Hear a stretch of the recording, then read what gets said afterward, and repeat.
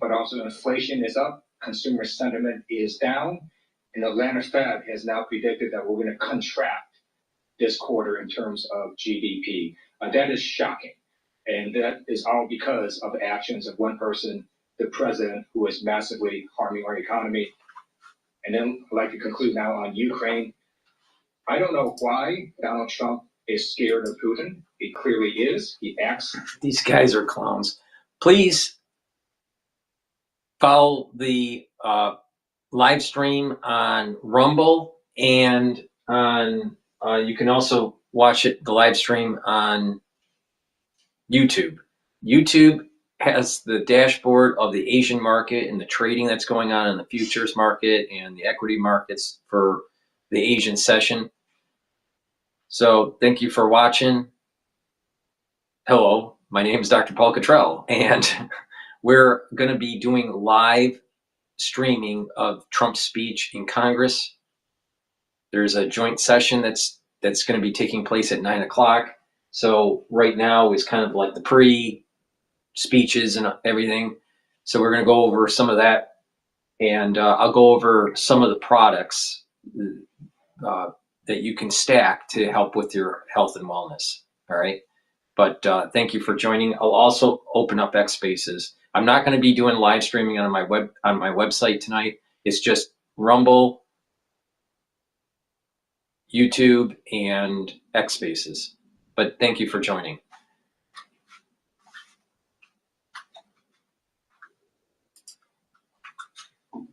He puts on, people watching at home should know that Trump and House Republicans want to steal your healthcare, steal your taxpayer money, and hand it over to their billionaire buddies and to their donors. In Congress, Republicans are advancing a budget that would end Medicaid as we know it. And Elon Musk is trying to cut your Medicare and your Social Security. Social Security that seniors earned throughout their lifetime is what Elon Musk just recently called a quote-unquote Ponzi scheme. I'll say it again. Elon Musk just called Social Security, quote, the biggest Ponzi scheme of all time, end quote. That's right. A guy that makes $8 million per day from federal government contracts thinks that seniors getting $65 a day from Social Security is a quote-unquote Ponzi scheme. Their plan is plain and simple. Guys like Elon Musk get richer, and you get screwed. But here's the good news. Democrats are united and fighting back to protect your Social Security, your Medicare, and your Medicaid. New Democrats, Congressional Progressive Caucus Democrats, the two biggest ideological caucuses here in the Congress, have put out a joint letter that includes 100% of our members from our two coalitions saying we will not vote to cut your Medicare, your Medicaid, and your Social Security. Over 200 House Democrats showed just in a matter of days that we are united with the American people in this fight. So while we may not all agree on every single issue, we are saying with one voice, hands off Medicare, hands off Medicaid, and hands off of Americans' Social Security. So now the question becomes, will any three House Republicans grow a background? Will any three House Republicans do the right thing and act like U.S. representatives instead of like Trump employees and join us? Because if three congressional House Republicans join together with Democrats to do the right thing, there will be no Social Security cuts. We can prevent cuts to Medicaid and Medicare and to Social Security. But if House Republicans choose instead unanimously to come after Social Security and Medicaid and Medicare, then they will own the terrible consequences for working people. House Democrats continue to speak ahead of President Trump's address to Congress. And a live look right now at Capitol Hill. Soon we will see movements from President Trump leaving the White House in about 35 minutes. So we'll keep an eye on everything that is happening out in D.C. We'll take one more break here on Live Now from Fox. Stay right here with us. We'll be back in just moments.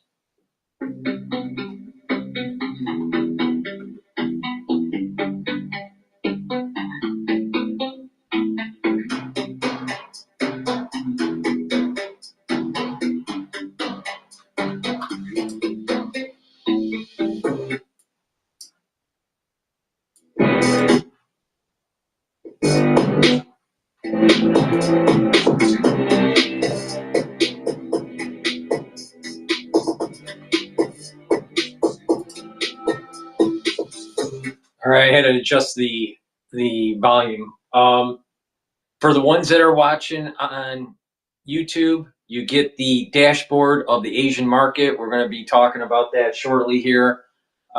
There's going to be probably some market moves as Trump talks, so we're going to pay attention to that. We're live streaming on Rumble, and I'm going to be setting up X Spaces soon so you can listen in. We're going to stream the whole speech, non-interrupted. I'm not going to do any commercials. I'm going to do the commercials beforehand. So please go to my store, the-studio-reykjavik.com, and get the structural nano silver soaps that I have. I have peppermint and lavender. All right, in the new packaging. It's the same structural nano silver soap, but just in new packaging. It's a very high quality soap. Get a few bars for your household and help support my work. And I also have it in the older packaging, the charcoal tea tree and the lemongrass. So get a couple bars for your household, or a few bars. They're very high quality. Help support my work. Go to my store, the-studio-reykjavik.com, and support your health and wellness. Now, I also have structural nano silver toothpaste. The structural nano silver toothpaste it'll whiten your teeth, freshen your breath, reduce inflammation at your gum line, improve your gum line, and with good oral hygiene, you're reducing the chances of valvular disease and cardiovascular problems. So good oral hygiene is really important, especially when you get older. So this is the best toothpaste you're going to get. It has no fluoride, so it's fluoride free. It has structural nano silver. So please go to my store, the-studio-reykjavik.com, and get this very high quality toothpaste. Get a few bars for your household. It's very high quality, and it's literally the best toothpaste that you can buy. There's nothing that you can buy better. So please go to my store, the-studio-reykjavik.com. Use discount 5, and you get $5 off any order. I want you to use the discount. I want these products in your hand. I know people are, having a little bit of difficulty in terms of the inflation and all that, but it's important to stick to your health protocols, because that compounding effect when you get older is going to be really important into your geriatric years. So please go to my store, the-studio-reykjavik.com.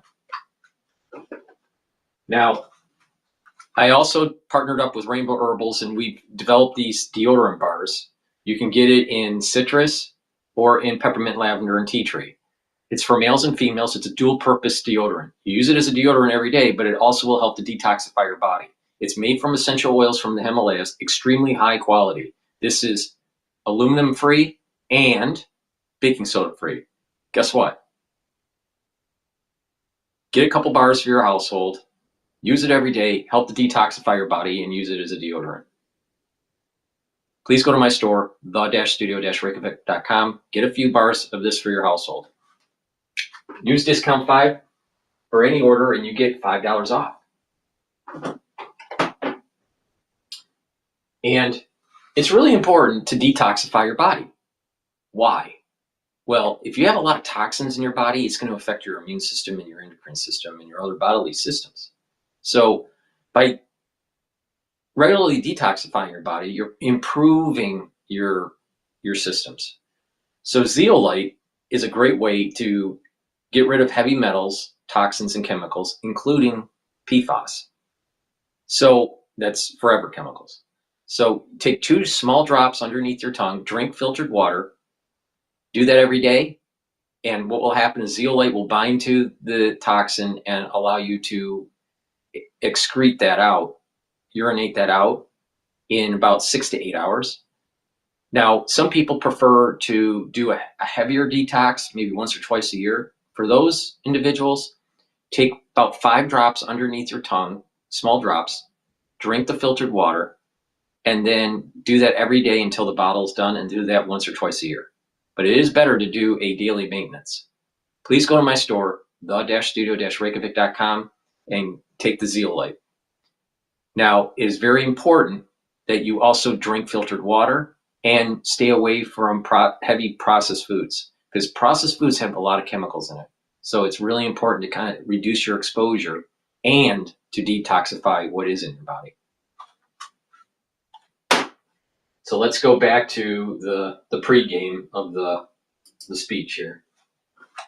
Demonstrated that last week when they went after healthcare and Medicaid for American families.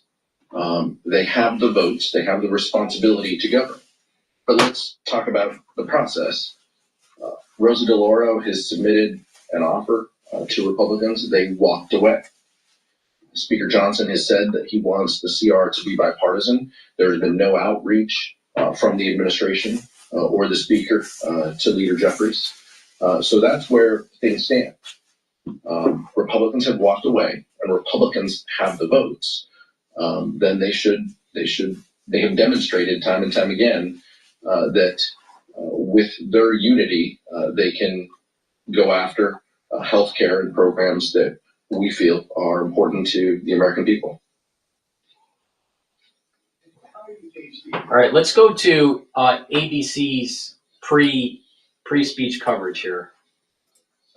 Prepares to address the Donald nation, Trump, the Dow plunging for the second day in a row, now down 1,300 points in 2 days, as Trump's new tariffs ignite a trade war. The president imposing a sweeping new 25% tax on all goods coming into the U.S. from Mexico and Canada, America's largest trading partners. Canadian Prime Minister Justin Trudeau quick to respond. I want to speak first directly to the American people. We don't want this. We want to work with you as a friend and ally. And we don't want to see you hurt either. But your government has chosen to do this to you. The Canadians have a lot more to lose than the Americans. So if you play chicken, the Americans are going to win on this issue. The economy will be disastrous for Canada. It will be problematic for the Americans, for the U.S., for the United States. But it's going to be devastating to Canada. And guess what? You know what? They have devastated many different parts of our manufacturing in the United States for the last 35 years, and I don't feel bad. I do not feel bad. You know what? It's about time that we start wising up, that we need to have a more manufacturing economic prowess. And 2. Canada now responding with plans for their own 25% tariff against $155 billion worth of American goods. Canadians are reasonable, and we are polite, but we will not back down from a fight. Not when our country and the well-being of everyone in it is at stake. Around the country, the anxiety among small business owners palpable. In Chicago, Marco Rodriguez owns a chain of candy stores that have been in his family for over 30 years. Scary. I mean, it's a scary time in our business. Everything you see around us is either imported by ourselves or we bought by ourselves and made in Mexico. Trump has also imposed an additional 10% tariff on products from China. Heidi Skelton says that will drive up prices at her clothing store in Westwood, New Jersey. Okay, rent, employees, pay for the clothing, so I will have no other option really but to pass some of the charges on to my customers. China now retaliating with an additional 10 to 15% tariffs on some U.S. goods, including chicken, wheat, soybeans, and beef, and calling Trump's actions bullying behavior. Mexico's President Claudia Sheinbaum saying she will announce retaliatory tariffs on Sunday. Trump tonight prepared to double down, saying he'll fight back with even more tariffs, an approach we can expect him to tout in his speech tonight. Tariffs are easy, they're fast, they're efficient, and they bring fairness. Mary Bruce reporting for us there, and joining us now, Florida Representative Byron Donald. Congressman, thank you so much for joining us. Appreciate you coming back on the show. What are you expecting to hear from President Trump tonight? I think the president's going to cover all of his successes in the last 45 days. Closing our border, border crossings have plummeted since he became president of the United States. Getting men out of women's sports, something that the American people massively support. 80% of the American people support that.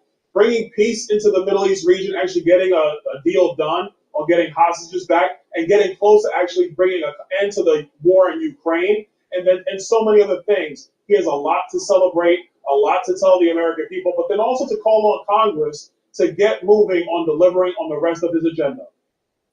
Business leaders and consumers as well tell us that they worry that the president's latest tariffs will only raise prices on a number of goods. Economists insist that that's exactly what will happen. How do you think that the president will try to put those fears to rest tonight? A couple of things. Number one, we need Canada and Mexico to take our borders seriously as well. We do need China to stop sending precursor material for fentanyl to Mexico. Fentanyl is the number one killer of people between the ages of 18 and 45. The president takes our security just as serious as every family in America does. And so I think the response to the American people is give us the opportunity to do the job that we talked about on the campaign trail. We are going to get this economy roaring again. We're going to get prices down. What we're having to do with tariffs in this current situation is about securing our nation. But to a broader level on tariff policy, for a long time, free trade meant that there were bad trade deals where the American manufacturer, the American farmer, the American business person is being taken advantage of because other nations tariff our goods and we do not respond in kind. That's why the president laid out reciprocal tariff policy so that we can actually get to an even playing field so we not only have free trade, but also fair trade. What's your message tonight to your The things he's trying to get done. All right, we're going to pivot from ABC News to actually balance of power from Bloomberg here. Economic uncertainty right now, and so as Emery said, he's going to address these economic issues with Congress and basically tell Congress this is what I need you to do. And tariffs, who knows where we're going to wind up with tariffs, but at the end of the day, it's a signature issue for him, and of course, border. Mm-hmm. So there's the rundown, the menu of options for Rick Davis. Jeannie Shanzana, was this Democrats' darkest hour? Do they sit on their hands all night? We don't know how they're going to respond. They've been advised not to respond, to let the president speak, and to hold their fire for a midterm that they expect they're going to have a lot of different things to run on. But whether they listen to that advice is another question. But, one word that people have been saying to describe what we're going to hear tonight is fireworks. I don't know what that means, and I'm waiting to see, but they are saying fireworks. And Trump or Democrats? From Trump. Okay. And so this is what we kept hearing. So I don't know how this is going to pan out, but what we do know is that he is coming to a chamber where Republicans have been advised by their own Republican leadership to stop going to town halls with their own constituents as a result of the pushback they've been getting at those town halls regarding Doge, which the president will probably celebrate, and Elon Musk will almost certainly be in the chamber. All right, I just want to bring up what's going on in the Asian markets here. So the S&P 500 futures is trading at 5,822 right now.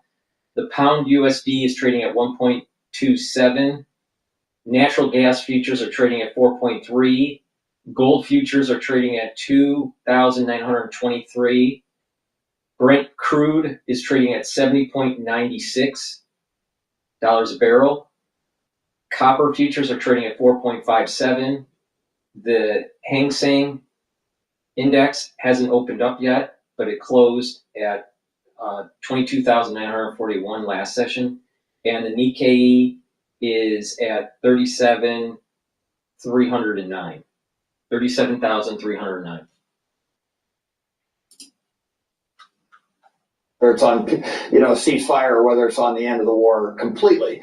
So that is really in flux. And even though tariffs seem to move around, nothing's moving around as fast as Ukraine negotiations. And so maybe he'll have some good news there. And of course, we know Donald Trump likes to talk about good news. So I would expect, and this is what I'll be listening for, is does he announce that they've now come to an agreement on a minerals deal, and we can get back to where we were last Friday, which is Zelensky's coming to town, or we're just going to sign this thing without him traveling, and get that first step toward the end of hostilities in Ukraine. And I think that would be a big moment in this speech tonight. The theme of this address, according to the White House, is the renewal of the American dream. Wall Street does not seem to feel that way at the moment, Jeannie. If you look at the last couple of days' market action in response to all this tariff news, does Donald Trump need to speak to the market tonight and make the case for tariffs? You know, I think he does, and I think it's beyond the market. I think we're seeing in public opinion polls, Donald Trump got elected because he said he would bring down costs for the average American. And he's only 6-7 weeks in, so it's very early. But according to the polls, that has not happened. And now, to your point, he has put in these tariffs, which arguably in the next few days are going to make prices at the grocery store, where average Americans like us go, higher. So I think what he's got to do is explain why this pain is worth it.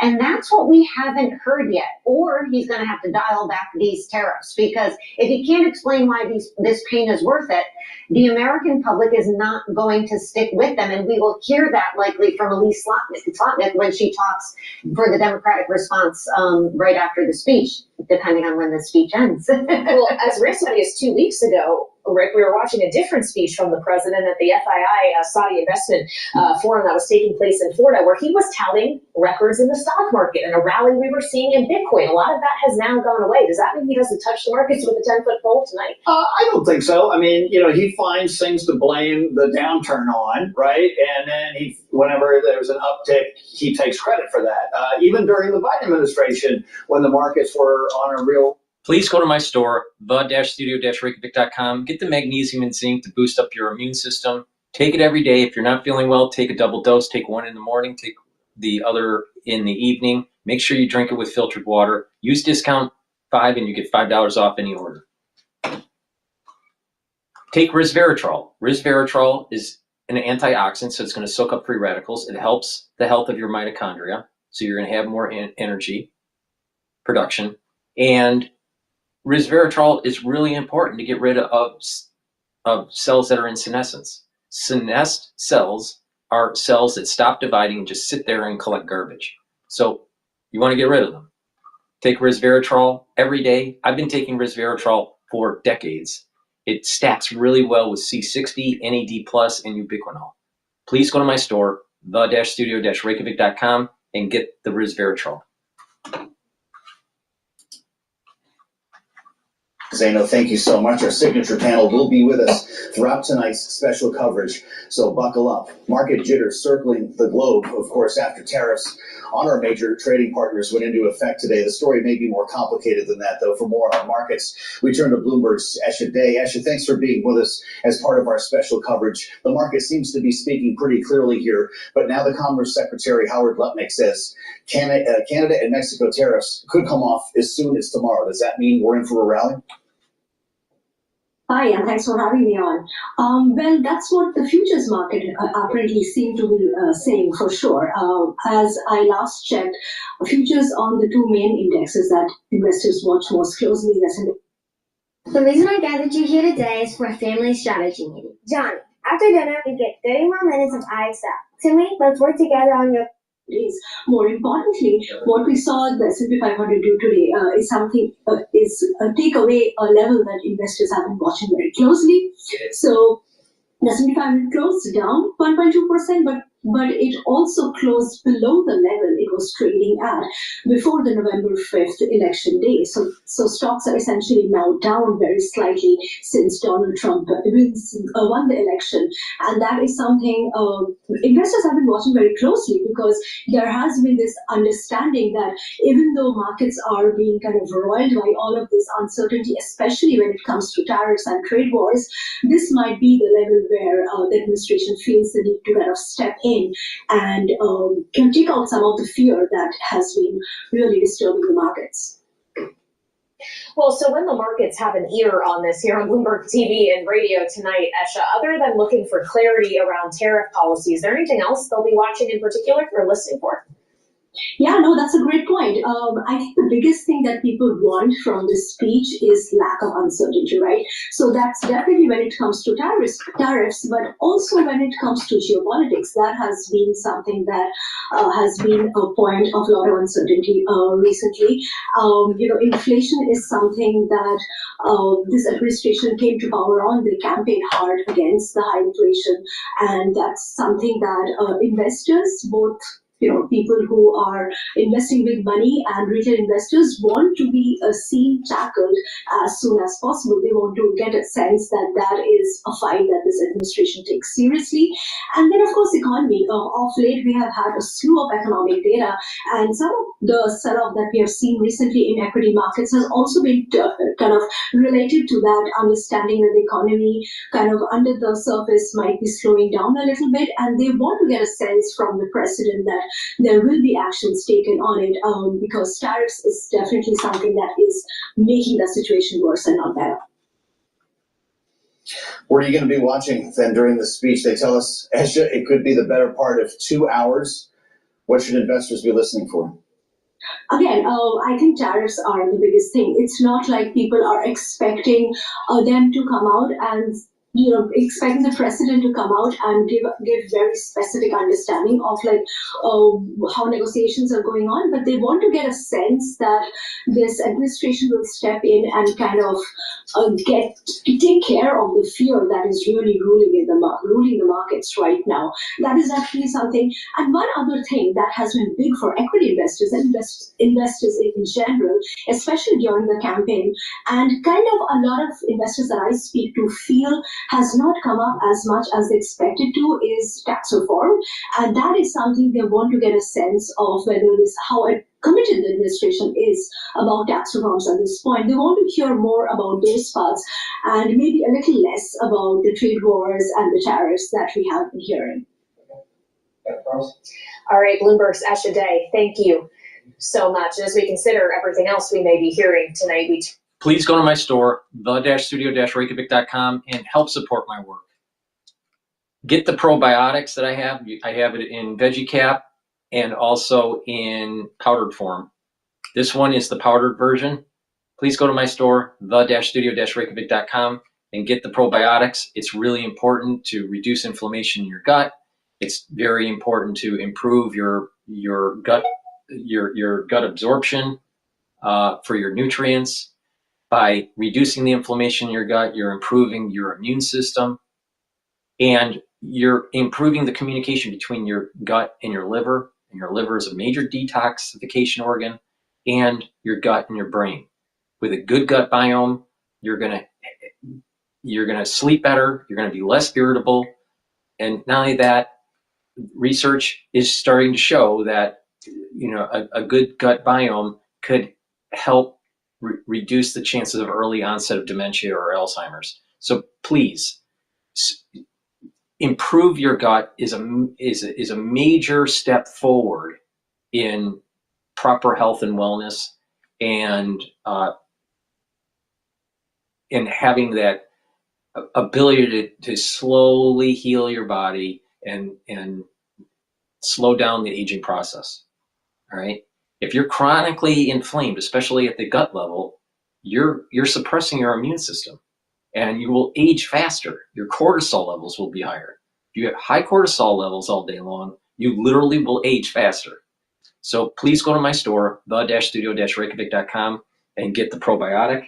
And the multivitamin that I have is an easy to digest multivitamin.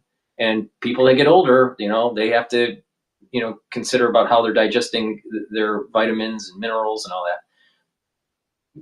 Vitamins and minerals are cofactors for enzymatic activity. A lot of people don't know this, that you have all these enzymes in your cell, and they need cofactors to have the correct three-dimensional conformational shape for them to perform their function.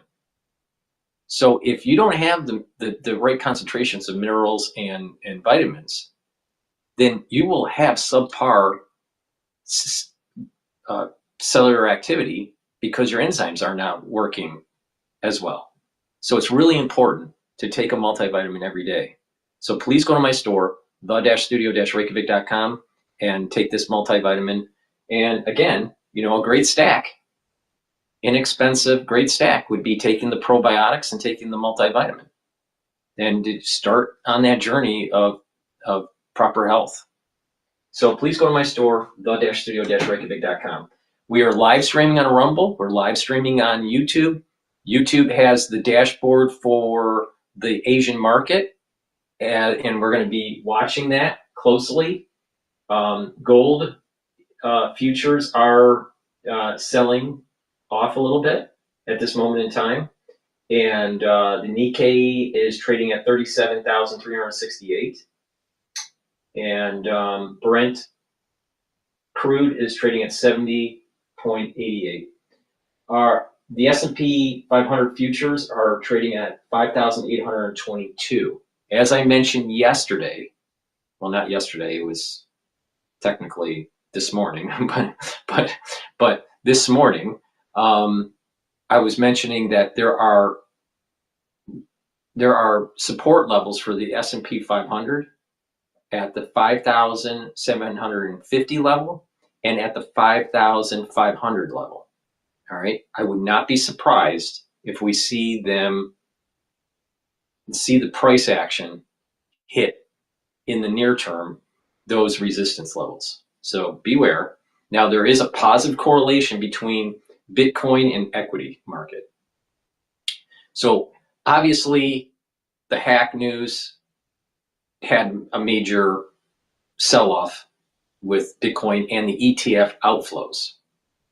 Now, my take on this is that there are people that have been hurt by the risk exposure that they have in equities, and they're trying to shore up some of their losses by selling their particular positions in the ETF market tied to Bitcoin. But what I suspect will happen is that as the equities do recover in the medium term, and not in the short term, but in a month or two, I wouldn't be surprised if we have some market turmoil for the next month and a half, 2 months, especially with this tariff thing. And you're going to have a suppression of Bitcoin's ETFs selling off during that period of time. But once equity starts to mean revert back and start heading upward to test the S&P 500 high, then you're also going to most likely see Bitcoin travel upward too. All right, we'll see what happens. That's my gut feeling on this. All right, we may be seeing Bitcoin probably is going to go down a little bit more as equities test that 5,750 and that 5,500 level.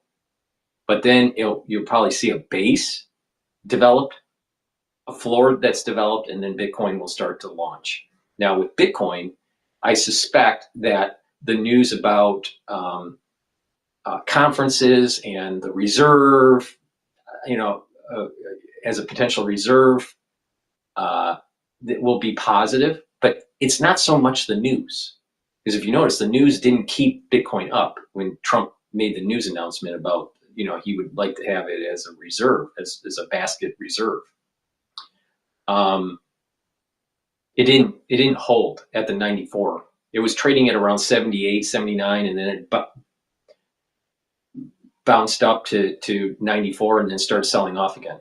So it's not the news. The correlation is the equity market, because people are trying to shore up losses that they have exposure in the equity market. Now, people are shoring up some of those losses in the equity market by shorting oil too. All right, so there's lots that are going on, but this is my observation of this. That's my take on it. So hopefully you learned a little bit about what's going to happen in price action, but we're probably going to have some volatility, elevated VIX volatility in around the 22 to maybe even 32 price level for the VIX index, and that's going to mean that the equities are going to go down. But don't get shaken out here. What's going to happen is that the equity market is actually going to start coming back up. And this is a great period of time to start nibbling for more shares of the equity market. I'm talking about broad equity market. I don't like individual stocks because they're idiosyncratic risk, but I'm looking at the broad market here. So this is the time to start buying. All right. Now, what I think is happening with the Trump administration is that they're hitting with the tariffs. Yes, they know that it's going to be inflationary, and they know that it's going to hurt the market. Now, you have to remember that at the tail end of this year is when the tax cut bill is supposed to be pushed through. So you're going to have this, the market is going to get stressed with tariffs. The market's probably going to get stressed with some layoffs. And then all of a sudden, they're going to start pricing in the tax cut. And then the market is going to start to rally near the end of the year. And guess what? That we're going into the cycle for the midterm election for 2026. So the market is going to be rallying through that. That means it's going to be very positive. If this all plays out the way I think it is, it's going to be very positive for the Trump administration and for the Republican Party in Congress and in the Senate. And they're going to probably gain more seats. So I think that this is the grand strategy of Trump. Okay, so let me pivot over to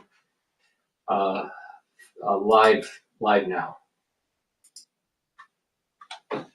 Social media apology just based on the punitive actions the Trump administration has already taken following that Friday meeting.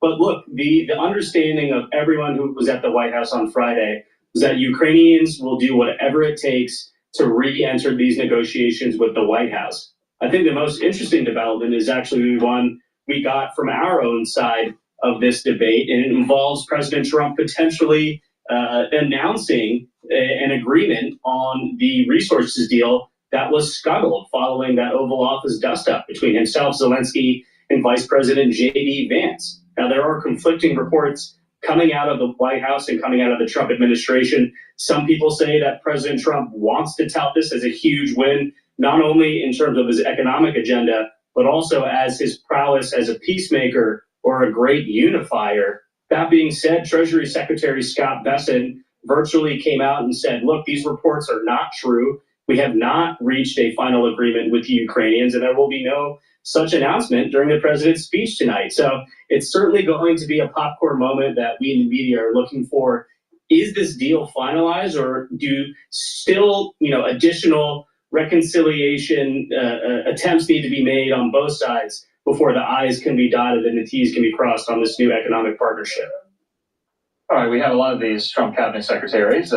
They're walking into the House chamber. Let me plug a couple more supplements, and then I'm going to try to pass the mic to Don here. He has a question. Please go to my store, the-studio-reykjavik.com.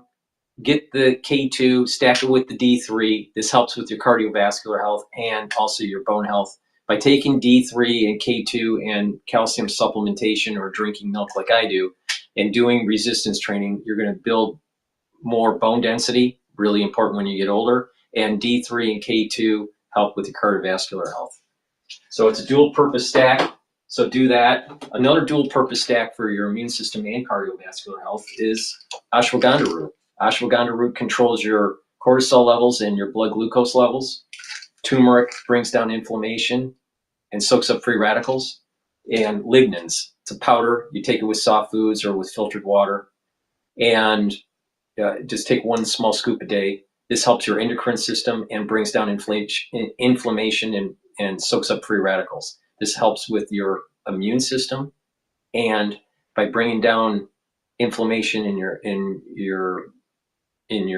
around your blood vessels, you're reducing the chances of building up plaque. So a great stack for your immune system and your cardiovascular health is the ashwagandha root, turmeric, and lignans. So please go to my store, the-studio-reykjavik.com. Use discount 5. I want these products in your hand. They work. I take them every day. Guess what? I don't look like I'm aging, and it's not because I'm a vampire. All right? No, I'm not a vampire. my anti-aging protocol works. Please go to my store, the-studio-reykjavik.com. Get the turmeric, the ashwagandha, and the lignans. All right, let me pass the mic to Don quickly before the speech starts.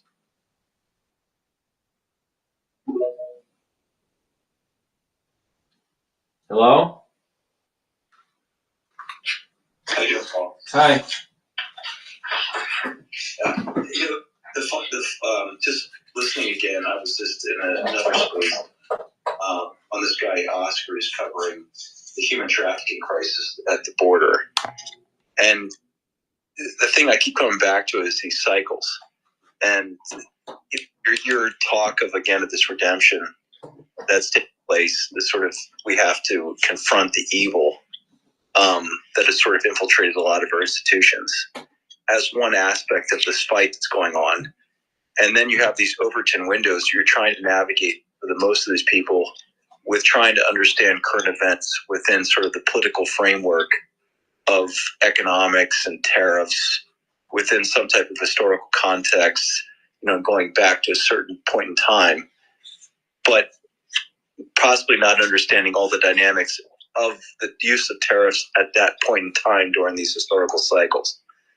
And I'm saying, if you look at Trump, which I would assume he's sort of operating, he's operating from a framework, in my opinion, in which he's dealing multiple fronts, of which the people, which is us, would have a hard time understanding, because you have to have some type of framework to view these things in some type of holistic manner, right? So if you don't have a framework of trying to understand of all the fronts he's dealing with, in the case of Ukraine, the cartels in Mexico, the more cartels on the border, perhaps the Chinese influence on some of the fentanyl coming even across the northern border.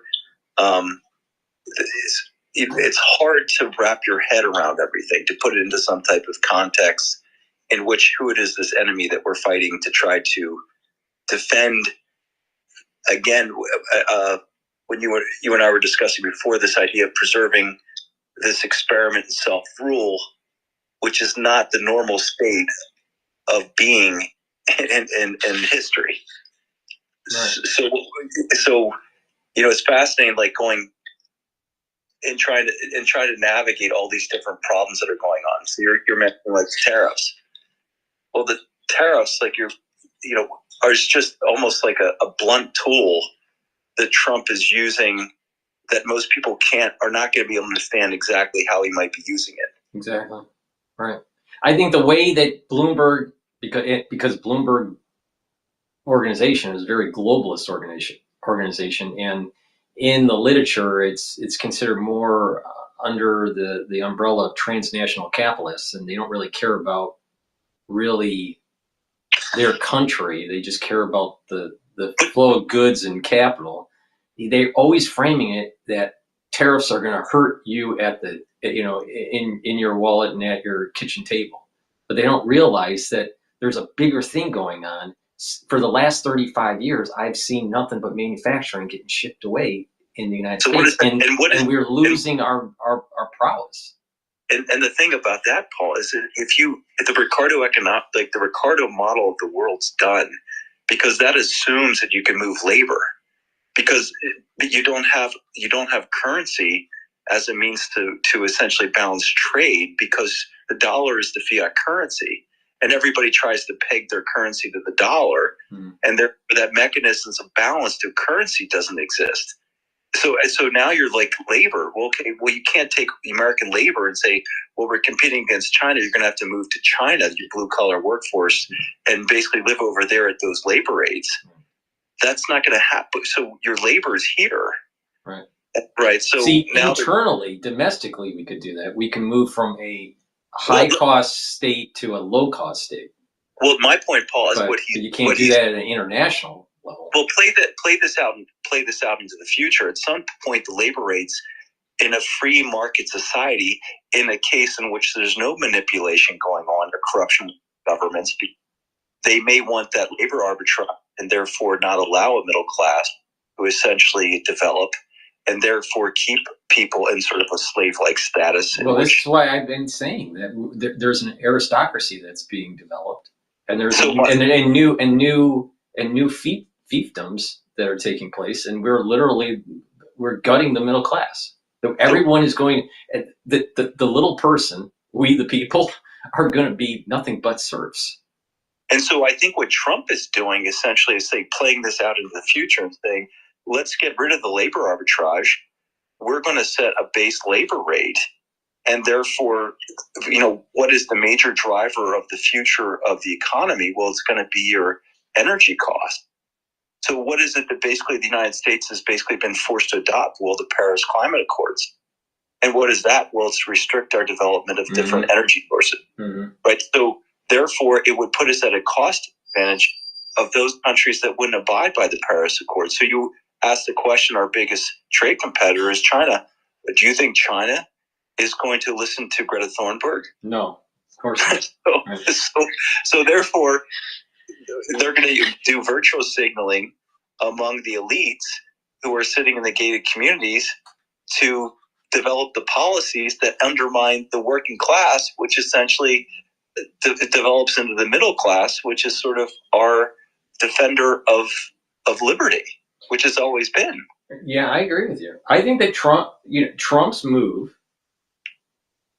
is trying to undo the negative externalities of NAFTA. What I saw happen in automotive when NAFTA was Ross Perot. Yeah.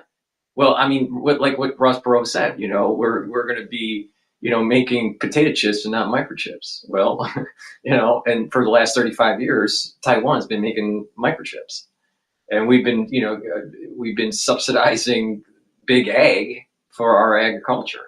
But what I remember being in automotive and seeing, the slow deflating of the automotive industry in Detroit, that was all NAFTA. And it started with tool and die going to Windsor, Canada. So I don't feel bad for the Canadians at all. I do not feel bad at all. Think about this. I know about this too, because we're in the automotive industry as well. It went to China. Why? Because of currency. They devalued their currency. See, when I was seeing this happen in automotive, this is the 90s. All right. So the move to China, the big move to China, took place with Bush Jr., and that happened right after 2000. And I would say, to argue a little bit before that, that was actually when 1996. Well, Bush Sr. allowed him into the World Trade Organization without any stipulations. Then 1996, Clinton and Rubin allowed them to take their currency to the dollar, devalued by 40%, plus the VAT tax of over, I think it was like 20%. Yeah, but back then, when you probably didn't have that many tier 2s, tier 3s that you can rely on as suppliers for automotive in China. I agree with you, Paul. I'm just saying I know firsthand on this one as well. What was happening was they were infiltrating into McKinsey. They were infiltrating into all these.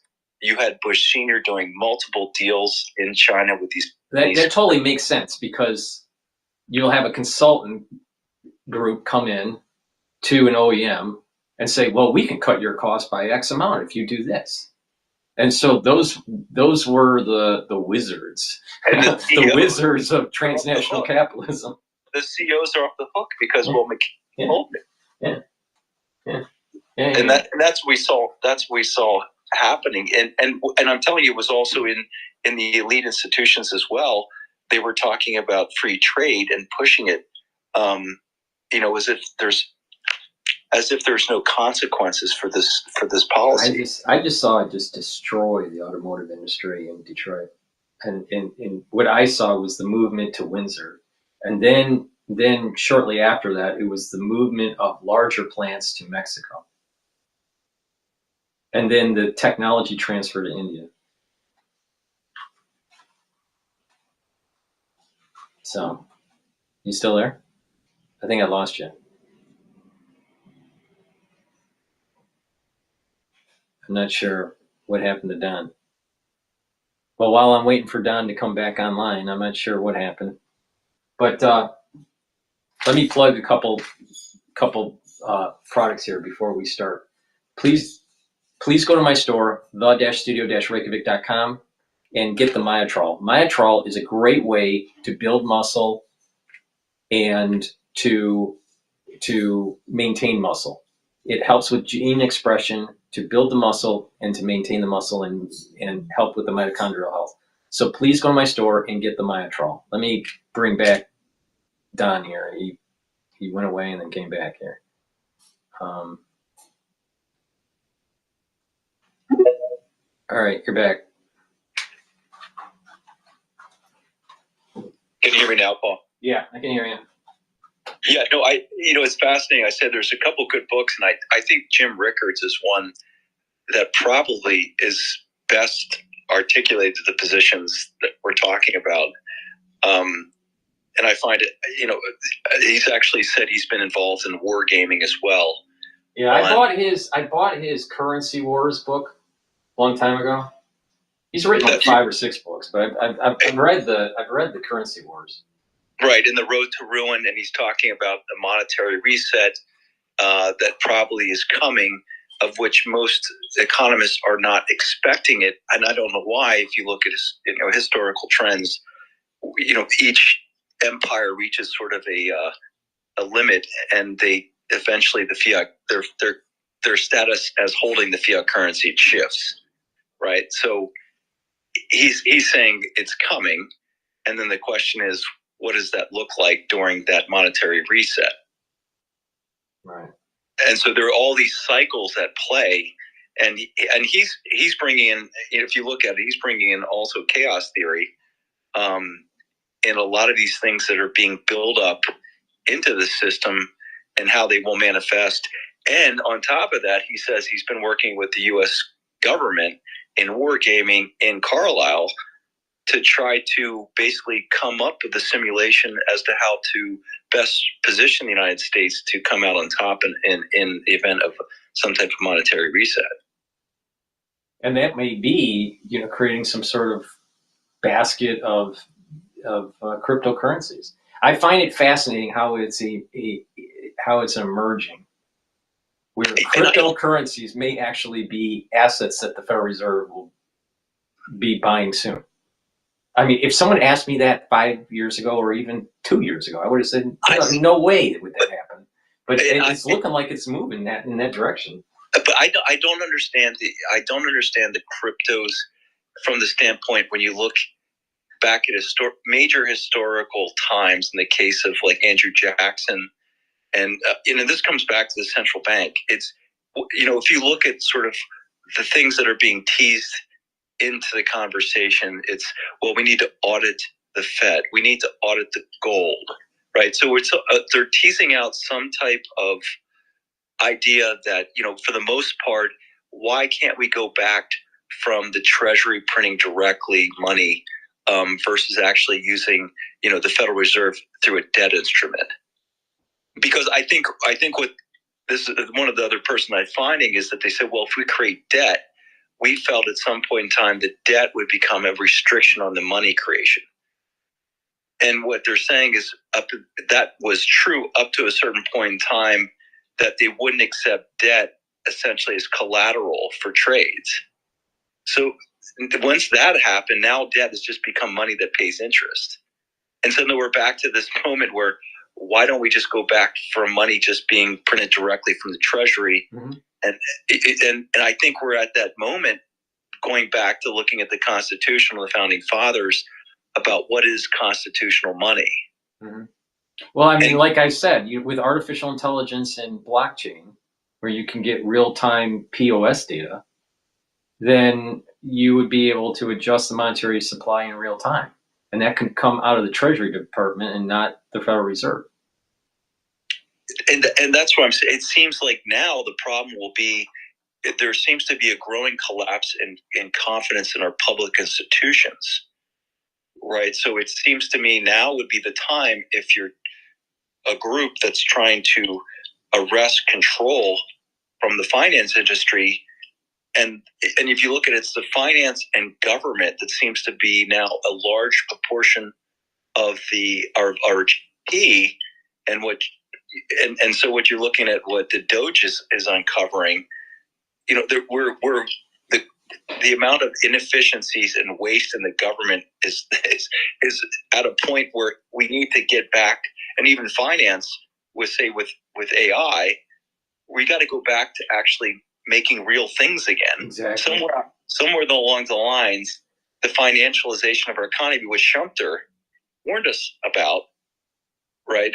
He talked about the success of capitalism would undermine, it's actually its success. Exactly. Because people would forget what is the wealth creating generator of what underpins our freedom. Right. No, I totally agree with you on this. Totally. Yep. And actually, if you poll the American people, the Gallups is saying the number one, where do people trust? What are the institutions that people trust now? It's small business, which I find fascinating. So you're seeing a collapse in the public institutions, a redirecting of that confidence into these small businesses because they're connected on the ground and they have more of a high fidelity feedback loop to the wealth that they're creating, that it actually is a product that actually the public may want. Mm-hmm. And that's the reason why I keep on saying that, it's the end of globalization and it's the start of localization. And for that standpoint, I think what Trump's doing, he's saying, look, this is where it's headed. We're looking at trading region. If China wants to basically sell a product, they're going to basically produce it in the trading zone. We're not going to send them raw materials over to China. China's going to do the value add and then send it back over to here to sell to the States. That's a ridiculous supply chain. If they want to create a product, they're going to manufacture it in the trading zone, and we'll have a base labor rate. Right. So we're not going to have this manipulation of this labor arbitrage anymore, and we're not going to have this idea of a fiat currency in the case of the U.S. But what has happened in the investor community, I'll call them the Bloombergs. The Bloombergs, they for the last 35 years, they positioned themselves that they were going to go to infinity with transnational capitalists, transnational capitalism. So they're going to have to they're worried about their positions because there's this crack in the system now that Trump has created. Or Paul, this is, I think, in the case of what I think Elon and Trump are teasing out when Trump went to the world, when he went to the UN or what he backed out of the Paris Accords, or backed at the WHO, or saying that we're moving into a multipolar world. That might be very different than the one that Bloomberg was actually looking towards.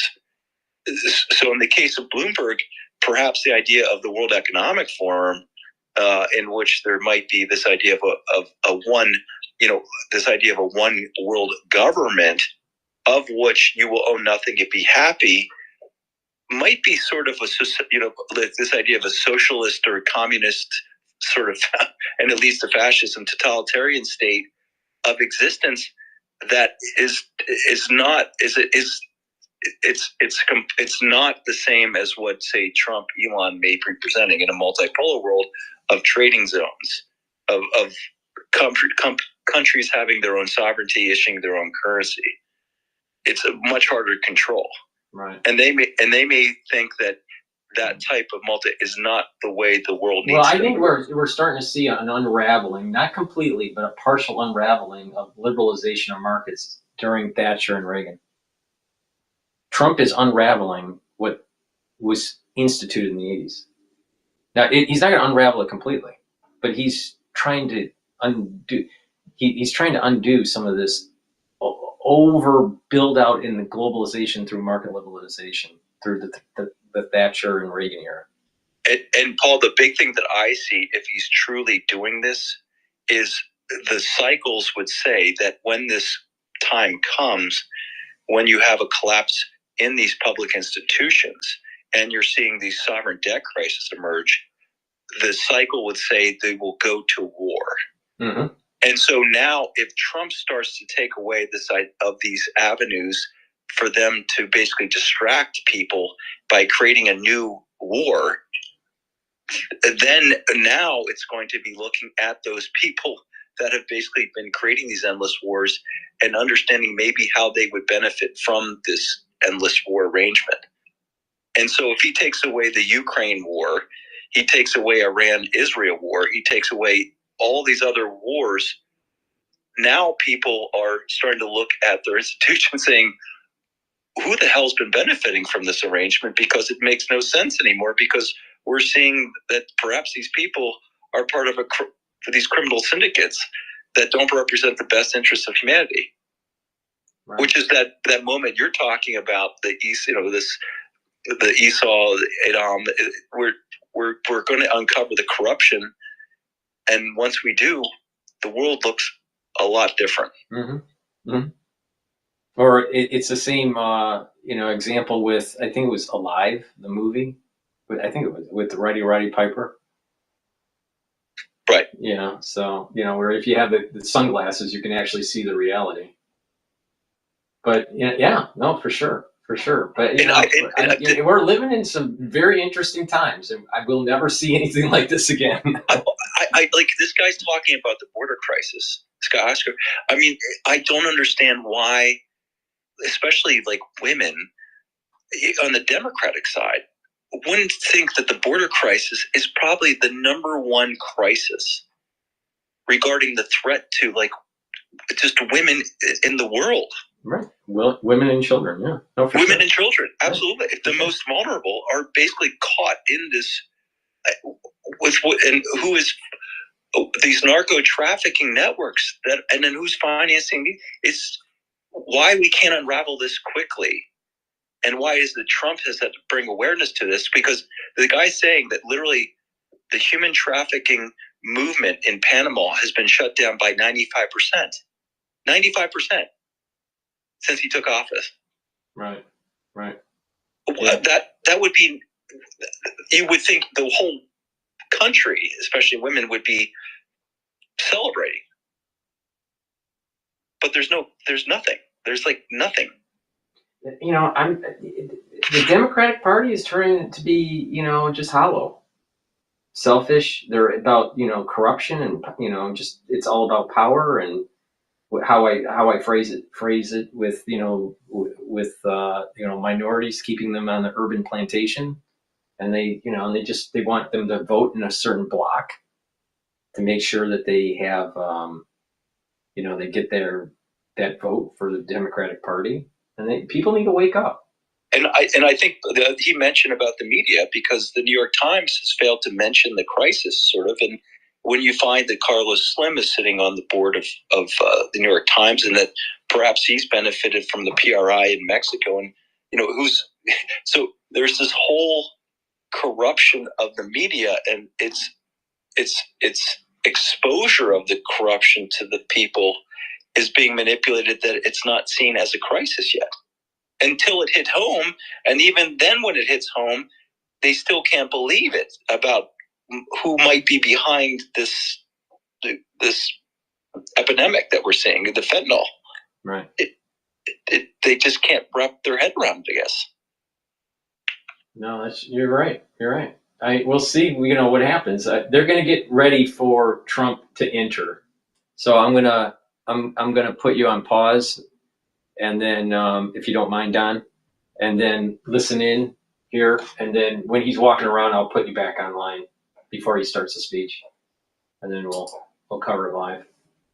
Part of the House to escort the President of the United States into the chamber, the following: the gentleman from Louisiana, Mr. Scalise; the gentleman from Minnesota, Mr. Emmer; the gentlewoman from Michigan, Mrs. McClain; the gentleman from North Carolina, Mr. Hudson; the gentleman from Pennsylvania, Mr. Reschenthaler; the gentleman from Utah, Mr. Moore; the gentlewoman from Indiana, Mrs. Houchin; the gentleman from Oklahoma, Mr. Hearn; the gentleman from New York, Mr. Jeffries; the gentlewoman from Massachusetts, Ms. Clark; the gentleman from California, Mr. Aguilar; the gentleman from California, Mr. Liu; the gentleman from Colorado, Mr. Neguse; the gentlewoman from Washington, Ms. Delbene; the gentlewoman from Michigan, Mrs. Dingell.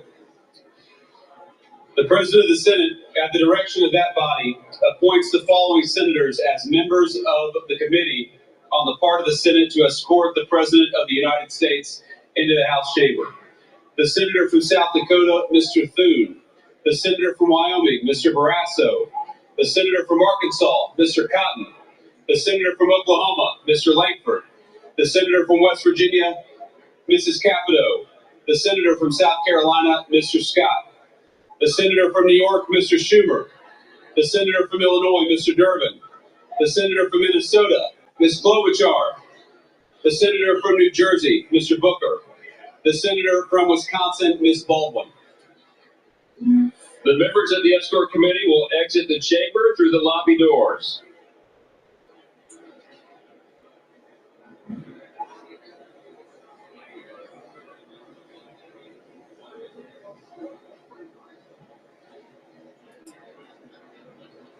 Okay, as we're waiting for them to walk Trump in here, please go to my store, the-studio-reykjavik.com.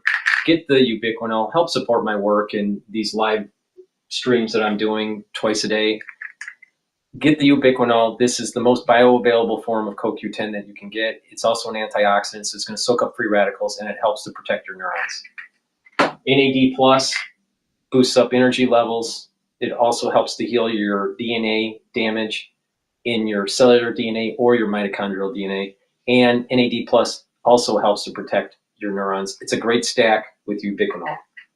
And lastly, NAC I've added to my stack to boost up my glutathione levels. Glutathione soaks up free radicals. It's another very strong antioxidant. NAC also helps to detoxify your liver and your kidney. NAC helps with lung health, and NAC helps to calm the central nervous system and reduce anxiety. My wife loves this recipe. All right. I don't know, Don, if you want to come back online before Trump steps in. I just wanted to say back to this Oscar who was covering the border crisis, because we were talking about the success of Bukele, and he was talking about it again in terms of fighting these narco trafficking cartels, and this person who said that they left the cartels due to sort of the satanic influence. And this was an interview with Tucker Carlson, which goes back to like talking about this connection to the divine again, and in the end, perhaps that God wins. Because when I look at, say, someone like Trump, the idea is out of chaos, order out of chaos. If the idea is this idea of subverting, again, free will, I do think that we're basically trying to defend free will, freedom, liberty, which is this experiment the United States is conducting right now, that we're trying to preserve it. So what Trump is trying to do essentially is not allow the chaos, but to create an alternative order to the one that's being presented by the World Economic Forum, where you own nothing and be happy. He's preventing the chaos, which that's what I'm saying. It seems like he's stopping a timeline of events and presenting an alternative reality, of which, if there's enough people who agree to it, then the people will actually gravitate towards it and reach a critical mass where the chaos will not happen. Interesting. See, I see it a little differently. I see it as like almost a molecule, where like three molecules are together or can be assembled together, and that you can create some sort of different charges, and there's a chaos between the charges. And so there's this New World Order molecule, then you have the Trump molecule, and then you have us, our current status or us. And depending on which molecule wins out in the chaos depends on this new configuration of the molecule. But I have to think a little bit more about that. I see it, the founding fathers like trying to find these first order principles to preserve the experiment in liberty. And that's what's happening, is that the Gehling dialectic would be put in play, in that the people that would want to subvert the experiment would want to not allow people to rediscover this first order principles, and it would collapse back into a system in which they would use technology for people to actually enjoy or love their servitude, much like Huxley talked about this also. Well, I'll tell you, with using AI in a positive way, I think it really promotes first order principles. Well, I think it may. Like I said, I don't think the prosperity and the ability of like unlimited potential has to do with degrees of freedom that exist in a person being able to think freely. Like there's new discoveries and so forth come out of people being able to think independently, because de Tocqueville talked about this. One of the biggest threats that he said that he looked at in America would be this idea of conforming to the crowds, right? Going back to the Milgram experiment, that there's some inherent tendency to conform to the crowds, and that would be perhaps an Achilles heel. Right. So how do you construct a government in such a way that it preserves the individual pursuit of whatever it is they think without being constrained by by wanting to conform? Which you sometimes, it comes back to, like, again, the cultural norms of the society that the government or any type of it can really enforce. It's each individual has to be able to believe that they can think freely and know that they're acting freely. Which I say that technology you may think that you're acting freely, but you're actually being driven into your own prison if you're not aware. Well, that's why I said using AI in the right way. AI is dangerous. It's a double-edged sword. You can use it in nefariously, or you can it can be used as a. Well, to your point about, like, so going back to the first order principles, they would do no harm unto others and do not encroach upon other people's property. Okay, well, if those are the first order principles, then you move out and see what emergent behavior comes from that. So as long as you don't violate those first order principles, it would move, and you would think it would grow the pie for everyone. But there may come a point in time where how do you say that people get a hold of these power structures, because you have to at some point organize you have to organize people together in some type of means and agree upon whatever those rules are, that you create a governmental structure which is force. But you have to understand that governmental force may become susceptible to human nature, but as long as you're aware that exists, then it never violates those first order principles, then you're fine. And I think we're at a point in time, perhaps we found out that our governmental structures have been corrupted and they're now violating these first order principles, and they're collapsing back to that. It's a question of whether or not we rediscover that and what it means to defend that at all costs. Right. Yeah. And that's where it's this complex dynamic. The energies to sustain the corruption is collapsing. That people become, it's like we're saying, like Trump and Doge, they're saying billions and billions are going out, and you can't sustain it. There's no production. What's so ironic is how the Democratic Party seems to dig in and try to defend those wasteful spendings. Because that's what Schumter said. Schumter said this.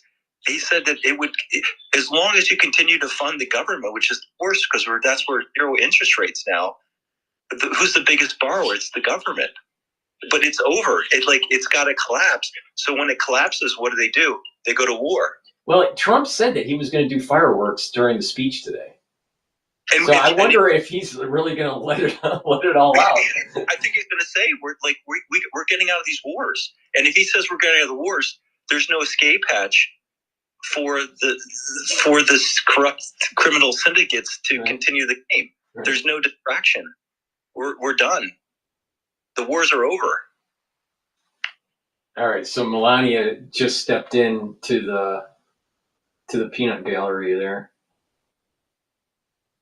I don't know. I feel I feel that we're moving in the right direction with the country, but we're going to be going through tumultuous times. It's not going to be a cakewalk. It's, there's going to be some. Well, absolutely, some pain, Paul. Like I said, let's say what happens.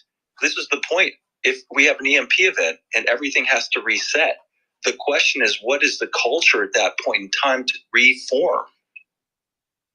Well, if we don't go back to Judaic Christian, ethics, we're going to be in trouble. So this is what Oscar was saying. The same thing about Bukhari. They have to go back. He's saying about this, it's Satan versus, these gangs are using satanic worship. And the only way to combat that is go back to some understanding of God. And then what is God about? God would be about defending these first order principles: do no harm unto others and do not encroach on other people's property. It's like it's going to collapse, and we better be prepared for difficult times to reform it. What I was talking to a lawyer, just happened to be talking to him, and we were talking about what's going on around the country, and he was saying that there are many people that are minorities that are not paying their rent on purpose across the country. And what's, and that's, it's almost like they're trying to, they feel as though they should be taking from society or taking from people because they're losing out. It's almost like it's back to 1776 overtaxation. I think you're back to that idea of like, what is it we're funding, especially say your taxpayer dollars are on USAID to send over Sean Penn to Ukraine for $8 million. I mean, what are we doing? Sending condoms to Hamas. I mean, we're seeing a ridiculousness of it that the American people are saying, what are my taxes going to? Well, there's overtaxing that's going on, but there's another problem that's happening is there's a lack of ethics within the country. There are a group of people. I'm not trying to, put everybody in a bucket, certain groups into a bucket and just be too general. But the reality is that there are different minorities that are actually trying to game the system in such a way where they're using the courts and not meeting their legal obligations. And if you have a easy court system within your, in your community or in your state, then these people that are gaming the system will win out versus the ones that are, they use that. What's happening is that these minorities are not meeting their contract obligations. Well, so what happens is it's literally almost like a soft reparations, not a hard reparations. It's a soft reparations, and it's being promoted within the judicial branch. They're being easy on these people that aren't paying their rent. If this is happening across the country, not just locally but across the country, that there's someone is telling them to do this.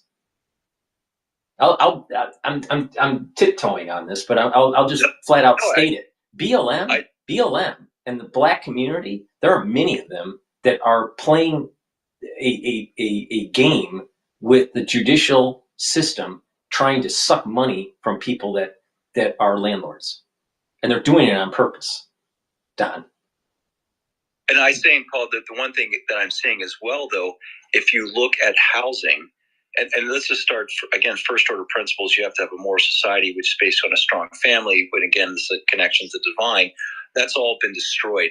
I just had someone in my car I drove home who basically, again, the father's not in the household. The mother is basically the one supporting him, who's 20. He doesn't have a job, but she's pressuring him to get the job, but he doesn't speak English. So you have this. And then the question is there a wage because of globalization of which they can support themselves and the family, right? And then you have the distraction of social media, and then the drugs and the fentanyl and the entertainment, all of these things going against American culture.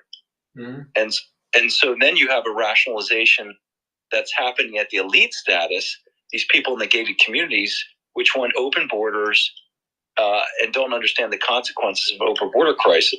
Mm-hmm. So it's like this complete chaos in which when you talk to this kid, when I was having him, he's like, I want to have money so that I can take my girlfriend out for a date, and I don't feel like she has to pay. Like he's feeling the guilt, but it's not. There's nothing. There's no social ties or interactions or connections. They're all broken. You can just. I see it. I think it just boils down to God, country, and family. You know, Yeah, those three principles. That's why I say it's like it's breaking down to that. And let's just say the government goes away. Now we got it like a self-organizing collective. Back to 1776. How do we organize ourselves all over again? We're going to have to rediscover those principles. Yeah, that's true. But the problem is that you got a big section of society that couldn't even tell you that there are three branches of government. Well, there's like I said, I think there's multiple vectors of chaos at play with people before probably could make their own food. They'd have garden. There was some level of self independence. What I have seen in the devolving of New York City is just that there's a lack of regard for the rule of law, and that ever since that whole BLM riot stuff, that it's even worse. There's a lack of regard, not just for the rule of law, for just life in general. And people will steal, people will take from, people will set people on fire. I mean, it's crazy. I mean, there's just, it's. But think about when you think about that, I think like you're saying, it seems like it's been constructed to create the chaos because the idea is all the social institutions are all been destroyed. So then you have a solution like you're describing, where you go through these organizations that are saying that are then telling them what to do, that are not in the interest of preserving liberty, but actually ushering in chaos and a more draconian sort of lockdown society, and a solution that undermines the idea of the self-organizing collective to figure it out. Right. Because the self-organized, it will be messy. But if you believe in humanity, and then what will happen is that you have all these people that are just, they don't have the ethics and they're not law abiding. Once we reset, or we go through this transition and we reset to a more ethical society, a more law-abiding society, these people will be punished. They're going to be ostracized socially, and then they're going to be punished by the judicial system. Right now, we've been too soft on this, and there are groups. There are groups and institutions that are promoting the chaos and on to top break of that, the law, to break laws, to make the society just unethical. And the social pressure, it's in the family. You would pressure your children. You need to be productive citizens. Well, here's a story that you didn't know. All right, when my brother had his child, he's waiting in the waiting room, while his wife is, giving birth. I don't think my brother was in the actual, in the room when she was getting birth. But the thing is that he was sitting in the waiting room, and he was listening to. This was in Detroit. This is in the Detroit area. So he was listening to other families that were in the waiting room. They were waiting for the delivery, and some of them were black. And I don't want to make it sound like I'm anti-black, because I'm not. But the thing is that he literally heard people talking, like an elderly black woman talking to the family members. Oh, this is how you game the system. You apply for this and you do that, and and it's like, why not just have just God, country, and family in the life of the newborn, and have them learn and move forward and try to be a productive citizen to the best of their ability, instead of trying to game the system. They're literally right before they're born. The parents are being told by their elders on how to game the system. This is the problem. Now, this is in downtown Detroit. Now, I assume something similar is happening in New York. This is a problem in America. This is this lack. They think that gaming the system is the way to prosperity. It's the wrong way to do it. And Paul, my thing is, if you allow it to play out over time. All right, Don, collapses. we have to cut off here because Trump's walking in. I apologize, but let's go to Trump here.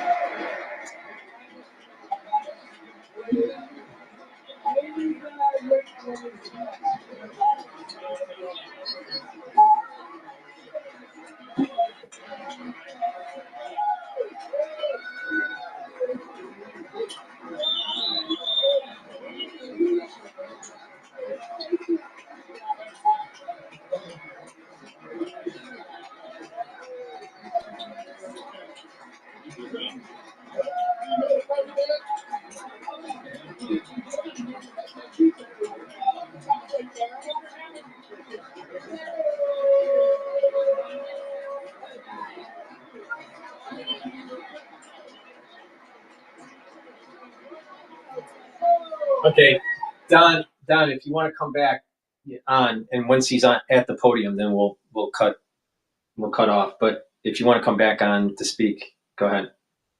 Yeah. It's interesting. There's a guy that I follow. This guy Mayberry. He talks about this. He actually mentions this guy Gladstone, and he mentions and this is talking about in his time that he was a stutterer of the Jefferson and so forth, and he's saying that he was able to do it because much of the population and a substantial number of influential leaders were on his side. They had read the works of Smith and the American founders and understood how the system of liberty works. He says, in other words, Gladstone was operating in a country in which most of the consciousness raising had already been done. And then Marbury's making the statement, we are not so lucky. Raised in government-controlled schools, nearly all of us were taught to be statist, and not 1 in 1,000 knows anything about the fundamental principles of common law. And we've been coasting on ideological momentum for more than a century. And if the Constitution were erased, we'd have little chance of reviving, except for Rand Paul and Ron Paul. He mentions there's probably no one in the federal government who embraces the original spirit of the American system. And I kind of think that's where we are that you're mentioning. Like, we've all forgotten that original dialectic that was going on to create a concept around preserving the experiment. And if it goes away, I'm not too sure everybody knows exactly what would go away. So I think with Gen X, we were straddling. We were right in between. We were like sandwiched in between what was going on in public school. We had a little bit of what it was like to be educated pre-personal computer, and so it was a little bit closer to the baby boomers. But then we later, for me at least, it was around it was probably 6th grade when I had my first personal computer. It was the Commodore 64. So going into junior high school and high school, that's the beginnings of the computer age, right? At least in education. I remember the Apple II being rolled on a cart into 5th grade. But, so the point I'm making is that I think Gen X is like that last generation that actually had the right ethics and the right public school education, at least good enough to be able to have this God, country, and family concept. I mean, I remember having to stand up and do the, saluting the flag and doing the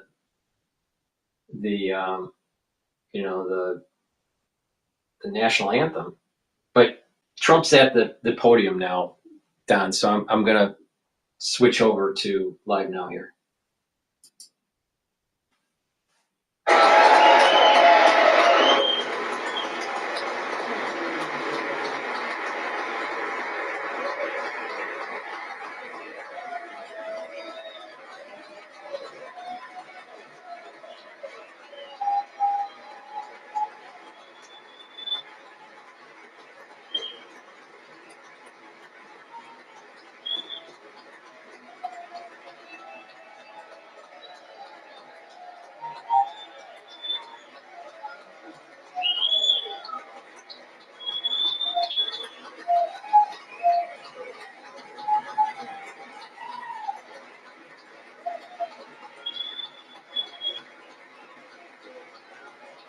Thank you.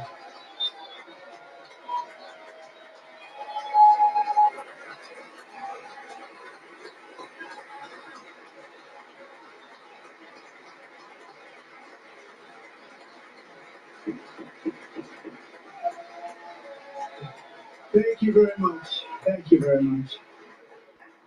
It's a great honor. Thank you very much. Speaker Johnson, Vice President Vance, the First Lady of the United States,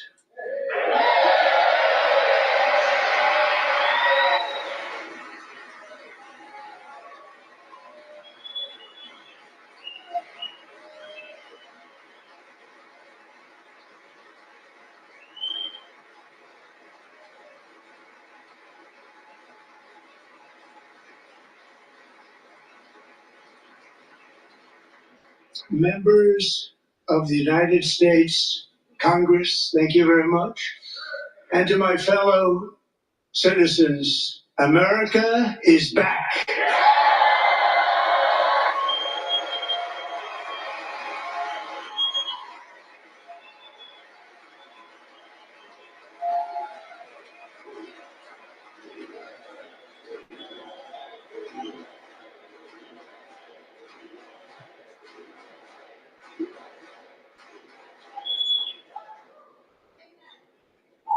6 weeks ago, I stood beneath the dome of this Capitol and proclaimed the dawn of the golden age of America.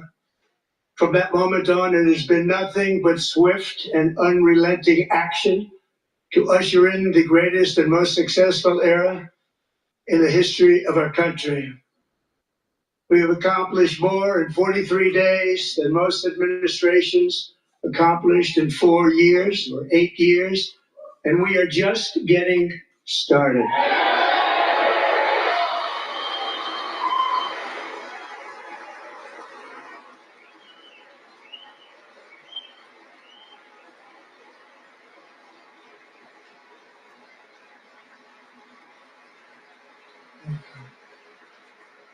I return to this chamber tonight to report that America's momentum is back, our spirit is back, our pride is back, our confidence is back, and the American dream is surging bigger and better than ever before.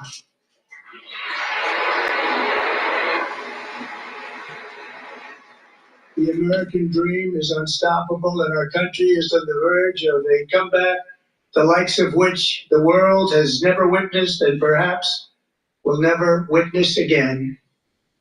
Never been anything like it. The presidential election of November 5th was a mandate like has not been seen in many decades. We won all 7 swing states, giving us an electoral college victory of 312 votes.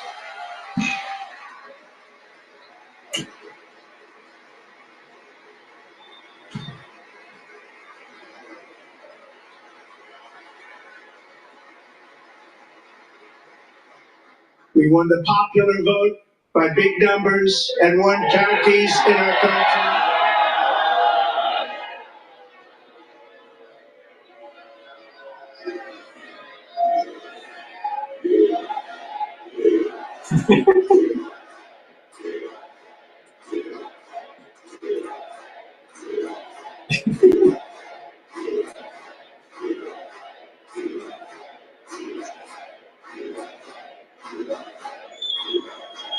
In one counties in our country, 2,700 to 525,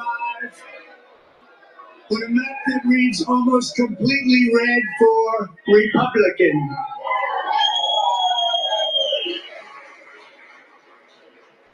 Now, for the first time in modern history, more Americans believe that our country is headed in the right direction than the wrong direction. In fact, it's an astonishing record, 27-point swing, the most ever.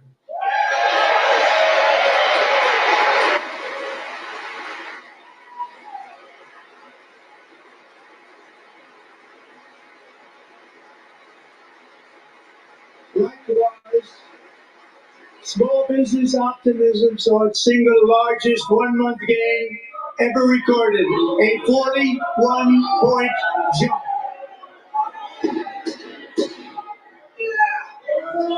Members are directed to uphold and maintain the quorum in the House and to cease any further disruptions. That's your warning. He's going to get thrown out. Members are engaging in willful and continuing breach of the quorum, and the chair is prepared to direct the Sergeant at Arms to restore order to the joint session. This is this I'm going to be really quick. This is a microcosm of what is happening internally with this country. There is a battle that's happening, and then it's like we were saying with Don. It's about proper decorum and rule of law. We're seeing the battle right in Congress. Mr. Green, take your seat. Take your seat, sir. Take your seat. And here, what I was saying was, this is an individual is black. I'm telling you, there's something bigger happening. Restore order. Yep.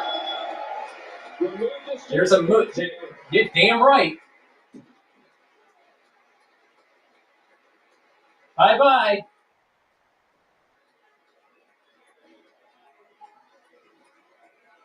So what it is that he makes a disruption. He's pushing this BLM bullshit, and the thing is that the other side of the aisle is screaming USA to drown it out. This is a microcosm of what's happening in America. Members are directed to uphold and maintain the quorum in the House. Mr. President, you continue. Thank you. Over the past 6 weeks, I have signed nearly 100 executive orders and taken more than 400 executive actions, a record, to restore common sense, safety, optimism, and wealth all across our wonderful land. The people elected me to do the job, and I'm doing it.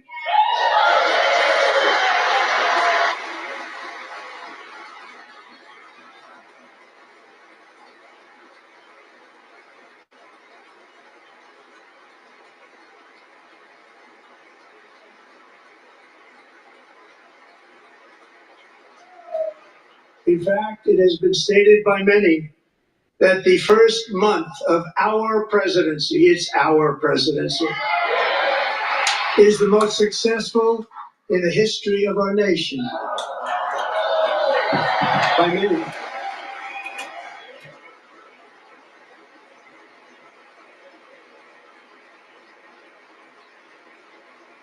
And what makes it even more impressive is that, do you know who number 2 is? George Washington. How about that? I don't know about that list, but we'll take it. Within hours of taking the oath of office, I declared a national emergency on our southern border, and I deployed the U.S. military and Border Patrol to repel the invasion of our country. And what a job they've done. As a result, illegal border crossings last month were by far the lowest ever recorded, ever.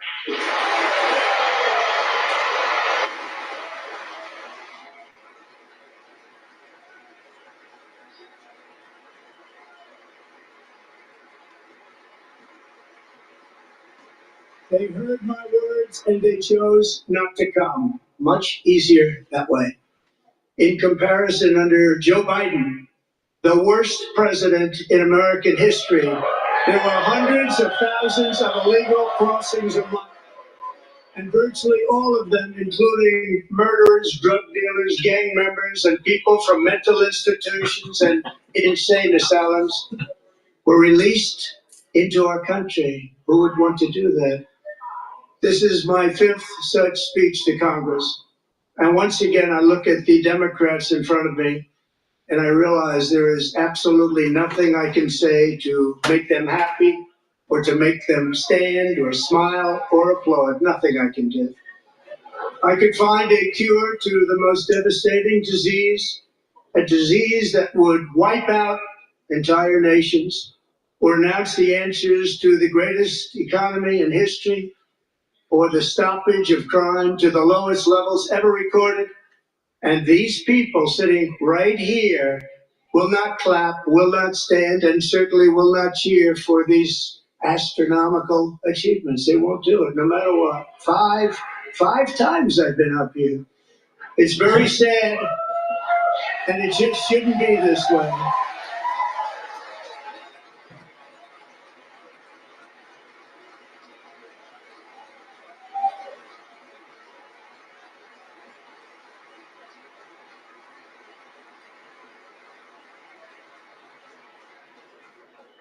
So Democrats sitting before me, for just this one night, why not join us in celebrating so many incredible wins for America? Because they don't want, for the good of they our don't want nation, America to win. Let's work together and let's truly make America great again.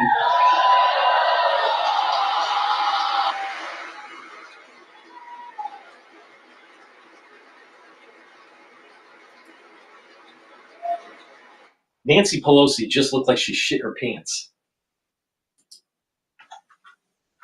Administration is fighting to deliver the change America needs to bring a future that America deserves, and we're doing it. This is a time for big dreams and bold action. Upon taking office, I imposed an immediate freeze on all federal hiring, a freeze on all new federal regulations, and a freeze on all foreign aid.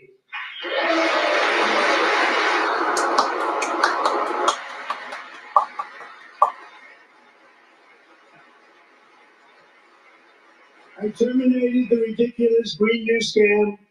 I withdrew from the unfair Paris Climate Accord, which was costing us trillions of dollars that other countries were not paying. I withdrew from the corrupt World Health Organization.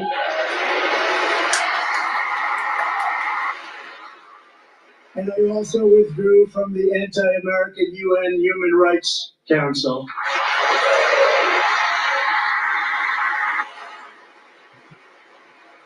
We ended all of Biden's environmental restrictions that were making our country far less safe and totally unaffordable.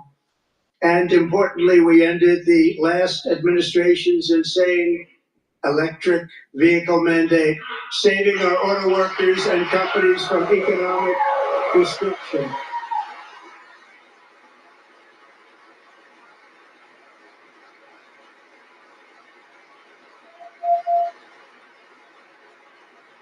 To unshackle our economy, I have directed that for every one new regulation, 10 old regulations must be eliminated, just like I did in my very successful first term.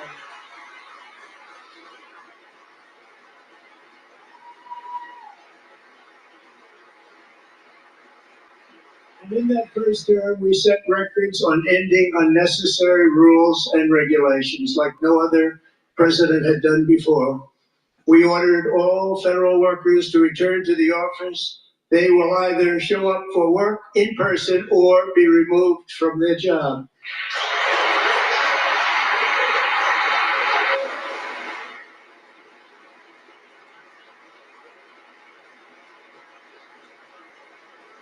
And we've ended weaponized government where, as an example, a sitting president is allowed to viciously prosecute his political opponent, like me.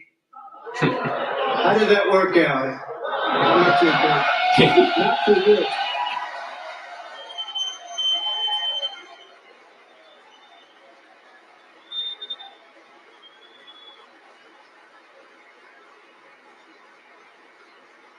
And I've stopped all government censorship and brought back free speech in America. It's back.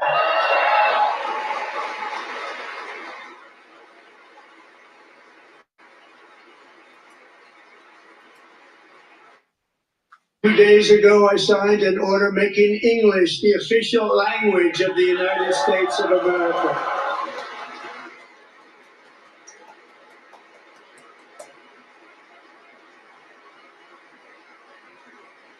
I renamed the Gulf of Mexico the Gulf of America.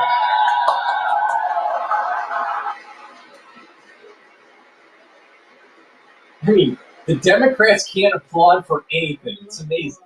I renamed for a great president, William McKinley, Mount McKinley again.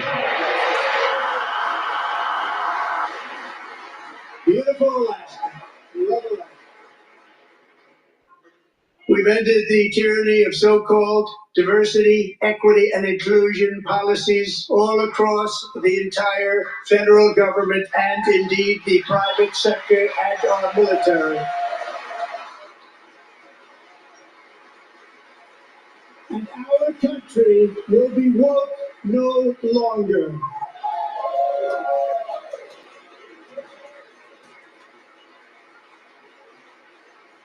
We believe that whether you are a doctor, an accountant, a lawyer, or an air traffic controller, you should be hired and promoted based on skill and competence, not race or gender. Very important.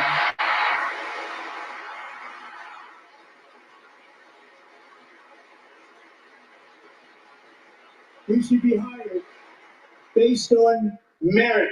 And the Supreme Court, in a brave and very powerful decision, has allowed us to do so. Thank you. Thank you very much.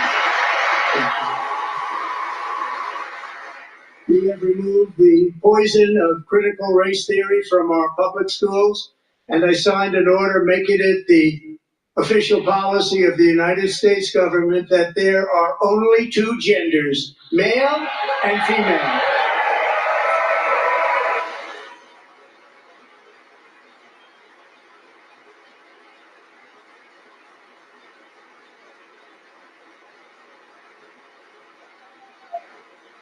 I also signed an executive order to ban men from playing in women's sports.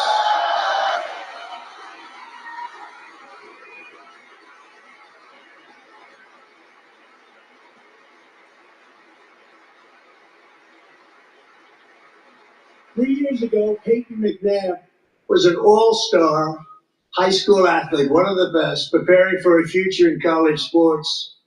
But when her girls' volleyball match was invaded by a male, he smashed the ball so hard in Peyton's face, causing traumatic brain injury, partially paralyzing her right side and ending her athletic career. It was a shot like she's never seen before. She's never seen anything like it.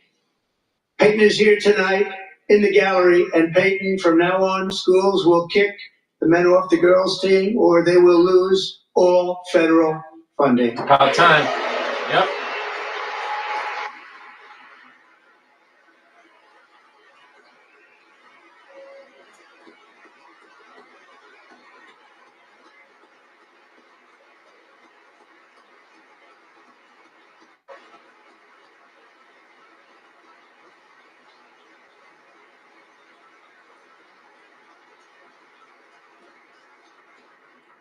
And if you really want to see numbers, just take a look at what happened in the women's boxing, weightlifting, track and field, swimming, or cycling, where a male recently finished a long-distance race 5 hours and 14 minutes ahead of a woman for a new record by 5 hours. Broke the record by 5 hours. It's demeaning for women, and it's very bad for our country. We're not going to put up with it any longer.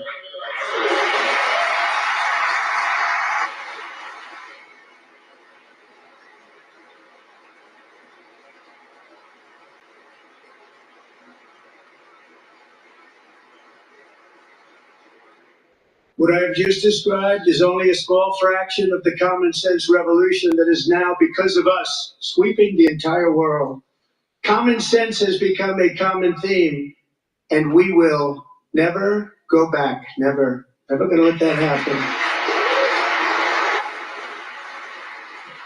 Among my very highest priorities is to rescue our economy and get dramatic and immediate relief to working families. As you know, we inherited from the last administration an economic catastrophe and an inflation nightmare.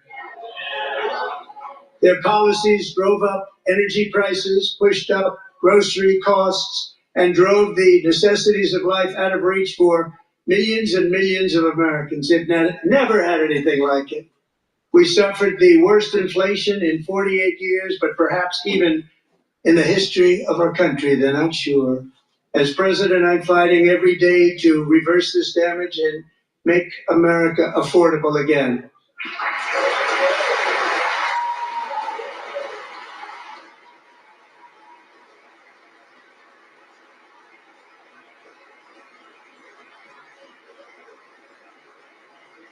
Joe Biden especially let the price of eggs get out of control.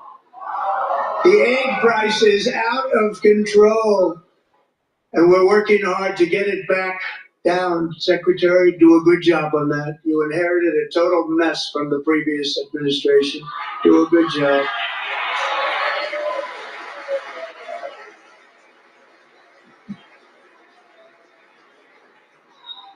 A major focus of our fight to defeat inflation is rapidly reducing the cost of energy. The previous administration cut the number of new oil and gas leases by 95%, slowed pipeline construction to a halt, and closed more than 100 power plants. We are opening up many of those power plants right now.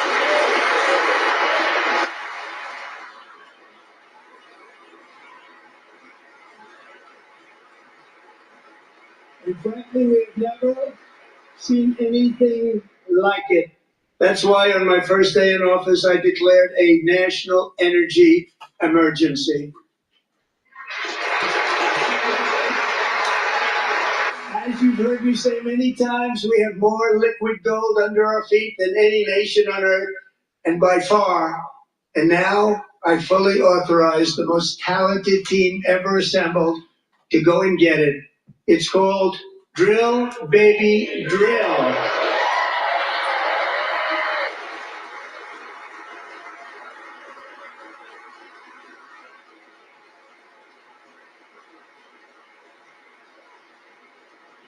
My administration is also working on a gigantic natural gas pipeline in Alaska, among the largest in the world, where Japan, South Korea, and other nations want to be our partner with investments of trillions of dollars each. There's never been anything like that one.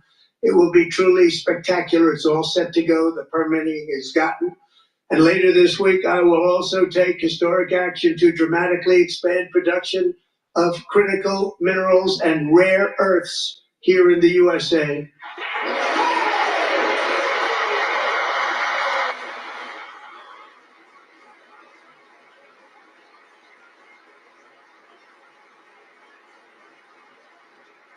To further combat inflation, we will not only be reducing the cost of energy, but we'll be ending the flagrant waste of taxpayer dollars.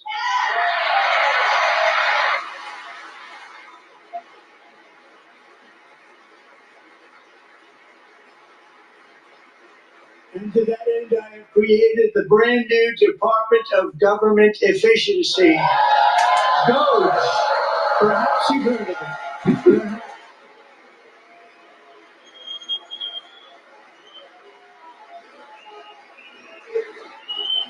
Which is headed by Elon Musk, who is in the gallery tonight.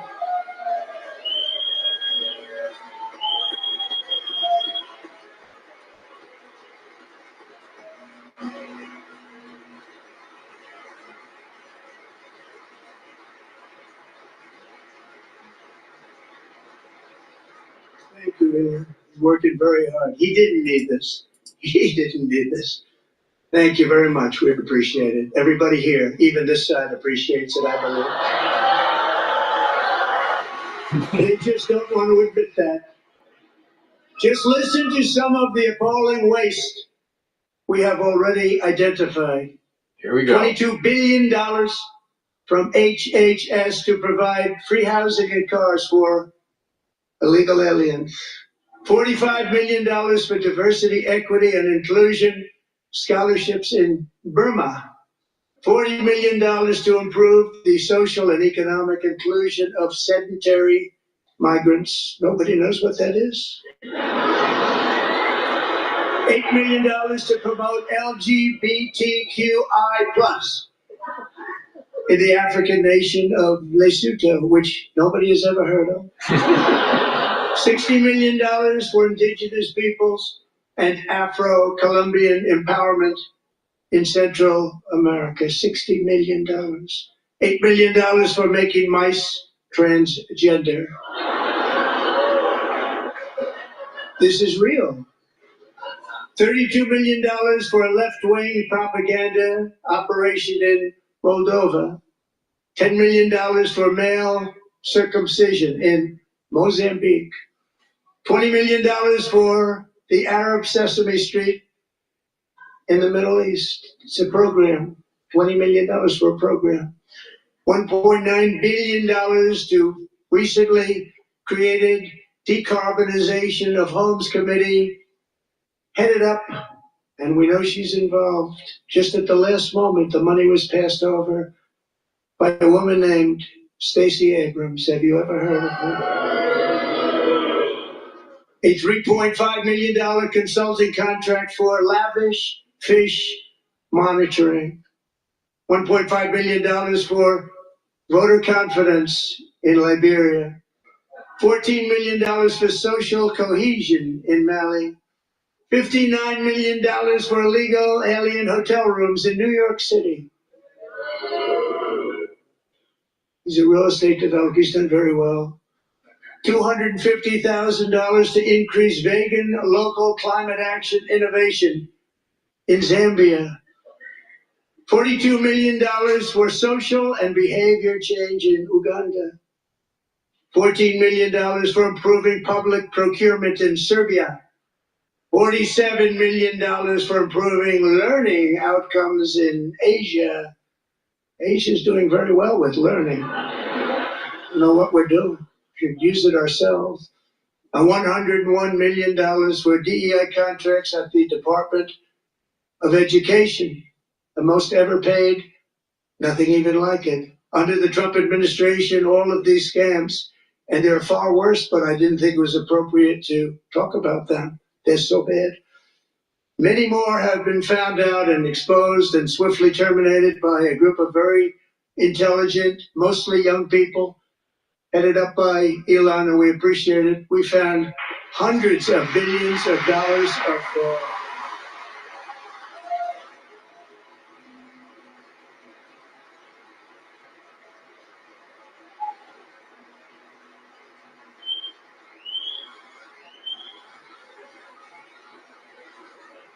We've taken back the money and reduced our debt to fight inflation and other things. Taking back a lot of that money. We got it just in time. This is just the beginning. The Government Accountability Office, the federal government office, has estimated annual fraud of over $500 billion in our nation. And we are working very hard to stop it. We're going to.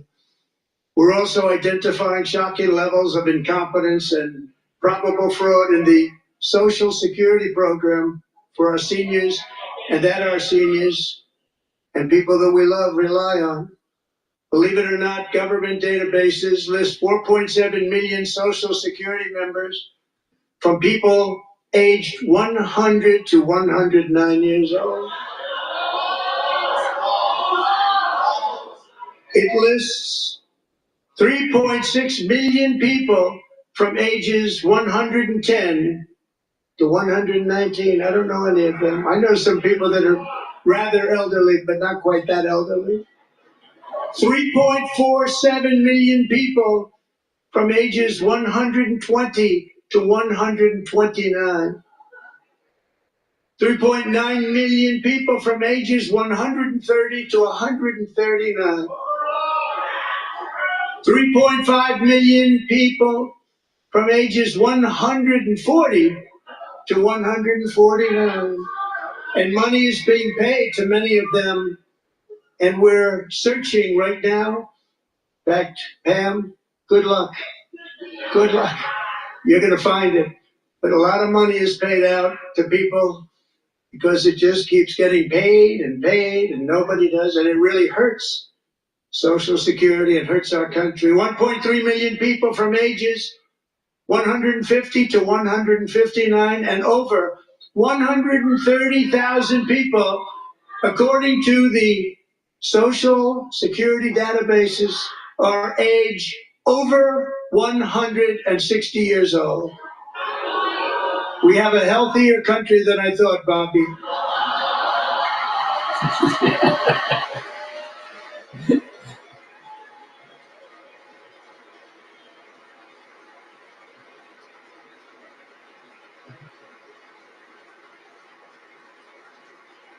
Including, to finish, 1,039 people between the ages of 220 and 229.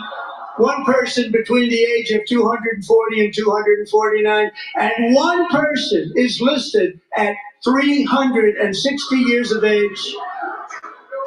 More than 100 years older than our country. But we're going to find out where that money's going, and it's not going to be pretty. By slashing all of the fraud, waste, and theft we can find, we will defeat inflation, bring down mortgage rates, lower car payments and grocery prices, protect our seniors, and put more money in the pockets of American families.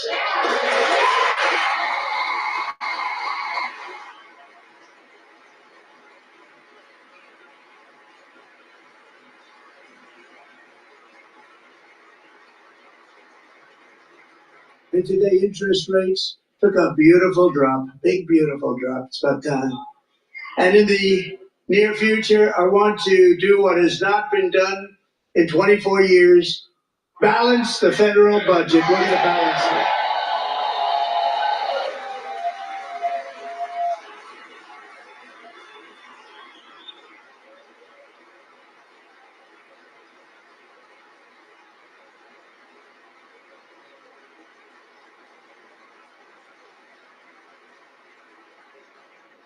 With that goal in mind, we have developed in great detail what we are calling the Gold Card, which goes on sale very, very soon.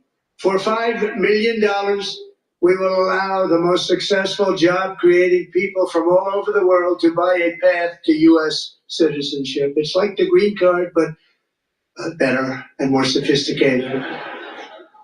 And these people will have to pay tax in our country. They won't have to pay tax from where they came. The money that they've made, you wouldn't want to do that, but they have to pay tax, create jobs. They'll also be taking people out of colleges and paying for them so that we can keep them in our country instead of having them be being forced out. Number one, at the top school, as an example, being forced out and not being allowed to stay and create tremendous numbers of jobs and great success for a company out there. So while we take out the criminals, killers, traffickers, and child predators who are allowed to enter our country under the open border policy of these people, the Democrats, the Biden administration, the open border insane policies that you've allowed to destroy our country, we will now bring in brilliant, hardworking, job-creating people. They're going to pay a lot of money, and we're going to reduce our debt with that money.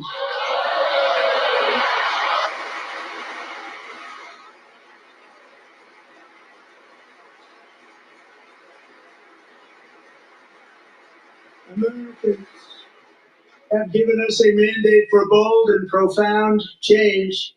For nearly 100 years, the federal bureaucracy has grown until it has crushed our freedoms, ballooned our deficits, and held back America's potential in every possible way.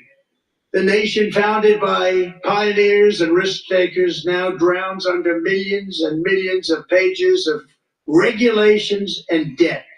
Approvals that should take 10 days to get instead take 10 years, 15 years, and even 20 years before you reject it.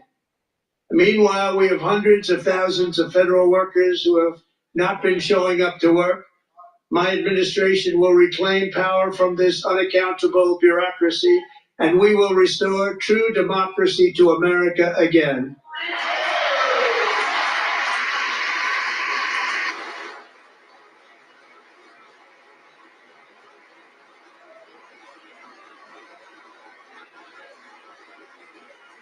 And any federal bureaucrat who resists this change will be removed from office immediately. because we are draining the swamp. It's very simple. And the days of rule by unelected bureaucrats are over.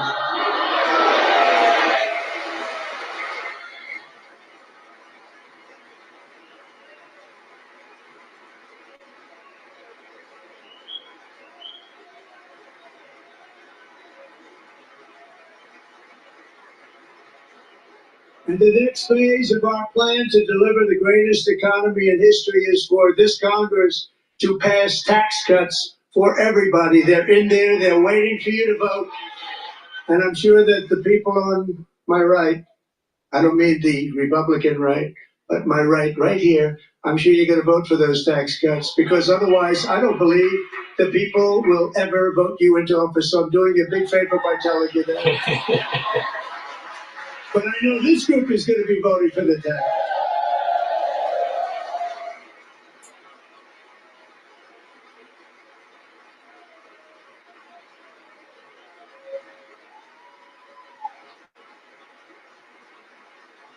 Thank you. A very, very big part of our plan. We had tremendous success in our first term with it. A very big part of our plan. We're seeking permanent income tax cuts all across the board. And to get urgently needed relief to Americans hit especially hard by inflation, I'm calling for no tax on tips, no tax on overtime, and no tax on Social Security benefits for our great seniors.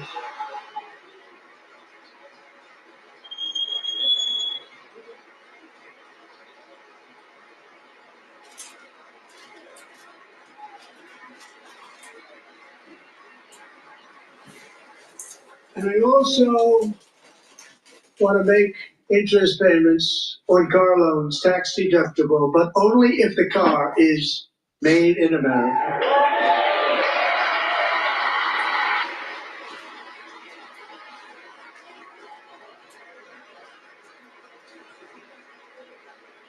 And by the way, we're going to have growth in the auto industry like nobody's ever seen. Plants are opening up all over the place. Deals are being made. Never seen. That's a combination of the election win and tariffs. It's a beautiful word, isn't it? That, along with our other policies, will allow our auto industry to absolutely boom. It's going to boom.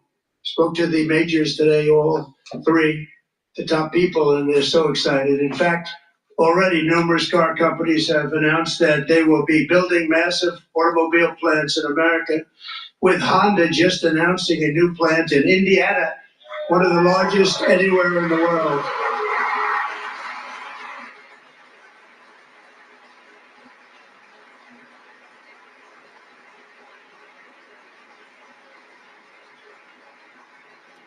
And this has taken place since our great victory on November 5th, a date which will hopefully go down as one of the most important in the history of our country.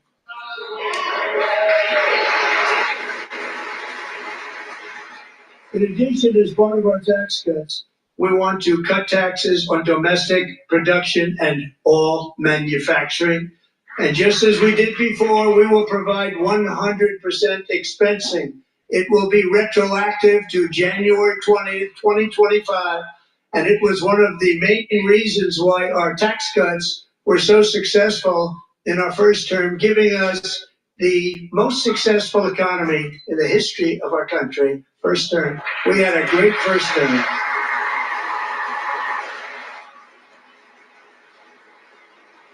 If you don't make your product in America, however, under the Trump administration, you will pay a tariff, and in some cases, a rather large one. Other countries have used tariffs against us for decades, and now it's our turn to start using them against those other countries. On average, the European Union, China, Brazil, India, Mexico, and Canada, have you heard of them? And countless other nations charge us tremendously higher tariffs than we charge them. It's very unfair. India charges us auto tariffs higher than 100%. China's average tariff on our products is twice what we charge them. And South Korea's average tariff is 4 times higher. Think of that, 4 times higher. And we give so much help militarily and in so many other ways to South Korea, but that's what happens. This is happening by friend and foe. This system is not fair to the United States. It never was. And so on April 2nd, I wanted to make it April 1st, but I didn't want to be accused of April Fool's Day. That's not, it's just one day, which costs us a lot of money. But we're going to do it in April. I'm a very superstitious person. April 2nd, reciprocal tariffs kick in. And whatever they tariff us, other countries, we will tariff them. That's reciprocal, back and forth. Whatever they tax us, we will tax them. If they do non-monetary tariffs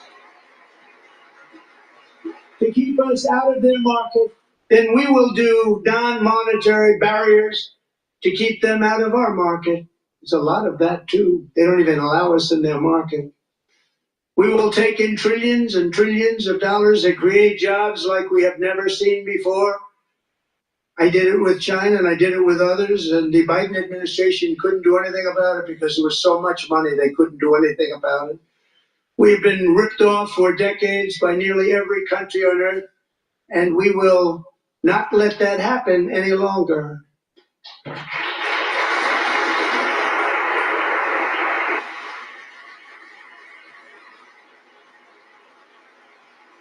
Much has been said over the last 3 months about Mexico and Canada, but we have very large deficits with both of them. But even more importantly, they've allowed fentanyl to come into our country at levels never seen before, killing hundreds of thousands of our citizens and many very young, beautiful people, destroying families.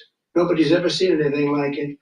They are, in effect, receiving subsidies of hundreds of billions of dollars. We pay subsidies to Canada and to Mexico of hundreds of billions of dollars, and the United States will not be doing that any longer. We're not going to do it any longer.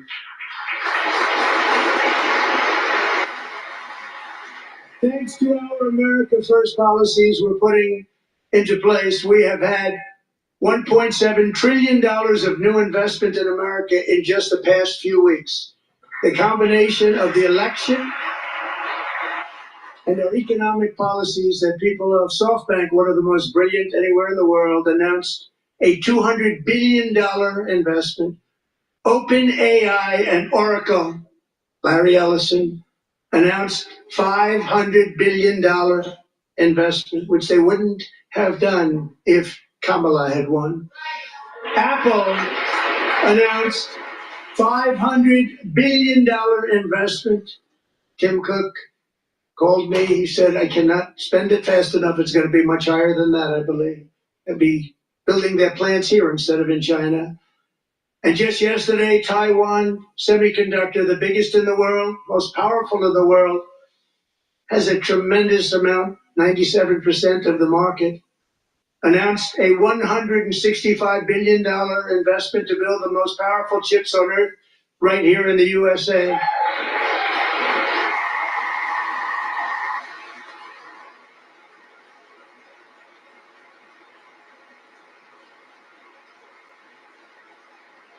And we're not giving them any money. Your CHIPS Act is a horrible, horrible thing. We give hundreds of billions of dollars, and it doesn't mean a thing. They take our money and they don't spend it. All that meant to them, we're giving them no money. All that was important to them was they didn't want to pay the tariffs, so they came and they're building, and many other companies are coming. We don't have to give them money. We just want to protect our businesses and our people. And they will come because they won't have to pay tariffs if they build in America. So it's very amazing. You should get rid of the CHIP Act.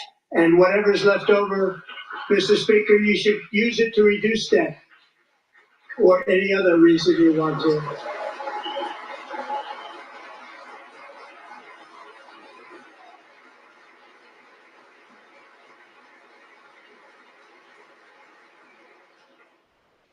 A new trade policy will also be great for the American farmer. I love the farmer. We will now be selling into our home market, the USA, because nobody is going to be able to compete with you. Because those goods that come in from other countries and companies, they're really in a bad position in so many different ways. They're unexpected. They may be very dirty and disgusting, and they come in and they pour in, and they hurt our American farmers. The tariffs will go on agricultural product coming into America, and our farmers starting on April 2nd. It may be a little bit of an adjustment period. We had that before when I made the deal with China, $50 billion of purchases, and I said, just bear with me, and they did. They did. Probably have to bear with me again, and this will be even better. That was great.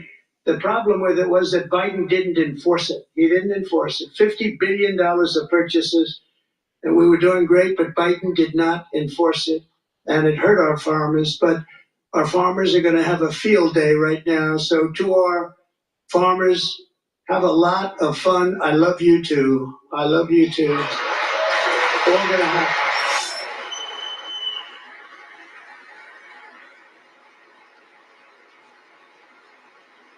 And I have also imposed a 25% tariff on foreign aluminum, copper, lumber, and steel, because if we don't have, as an example, steel and lots of other things, we don't have a military, and frankly, we just won't have a country very long. Here today is a proud American steelworker, fantastic person from Decatur, Alabama, Jeff Denard.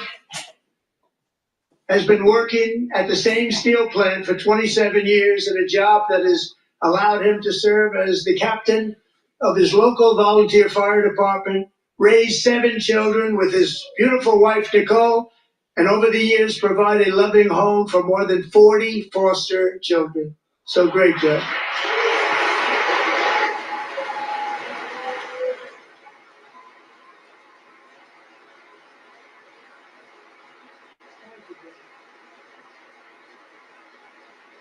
Thank you, Jeff.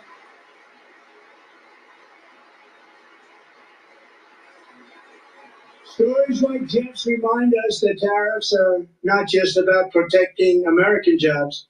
They're about protecting the soul of our country. Tariffs are about making America rich again and making America great again, and it's happening, and it will happen rather quickly. There'll be a little disturbance, but we're okay with that. It won't be much. No, you're not. Oh. And look where Biden took us. Very low, the lowest we've ever been. Jeff, I want to thank you very much. And I also want to recognize another person who has devoted herself to foster care community. She works so hard on it. A very loving person, our magnificent First Lady of the United States.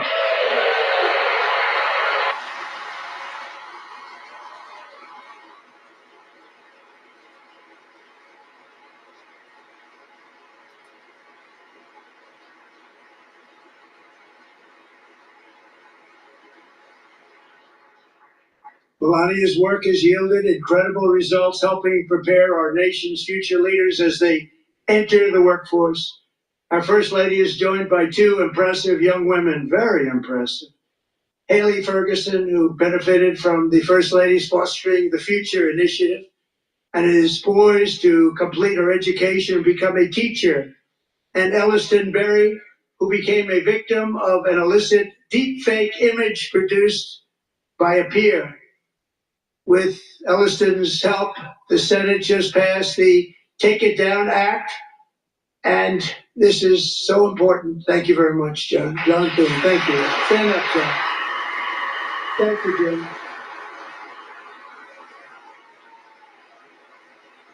Thank you all very much. I mean, it's amazing how the Democrats aren't even willing to. The Democrats aren't even willing to clap for that. It's amazing. Images online is terrible, terrible thing. And once it passes the House, I look forward to signing that bill into law. Thank you. And I'm going to use that bill for myself too, if you don't mind. Because nobody gets treated worse than I do online. Nobody. That's great. Thank you very much to the Senate. Thank you. But if we truly care about protecting Americans' children, no step is more crucial than securing America's borders. Over the past 4 years, 21 million people poured into the United States. Many of them were murderers, human traffickers, gang members, and other criminals from the streets of dangerous cities all throughout the world. Because of Joe Biden's insane and very dangerous open border policies, they are now strongly embedded in our country, but we are getting them out and getting them out fast.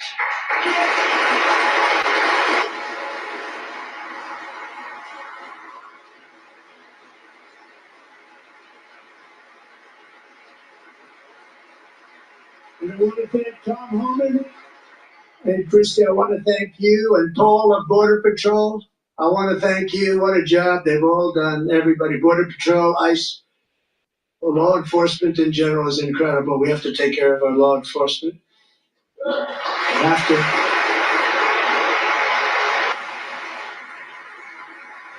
Last year,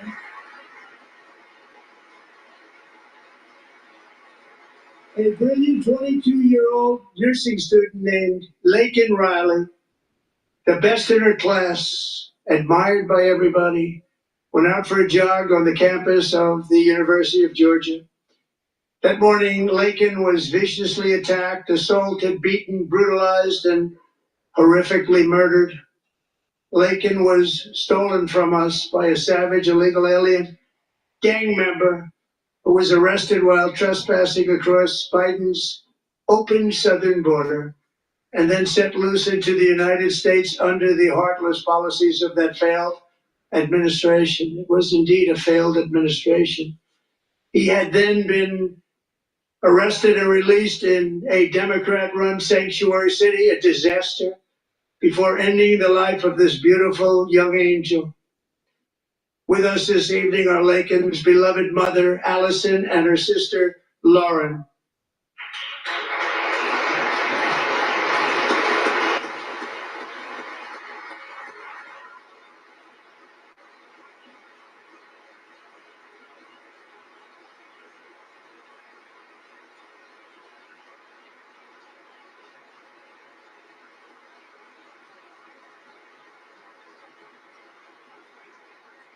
Last year, I told Laken's grieving parents that we would ensure their daughter would not have died in vain.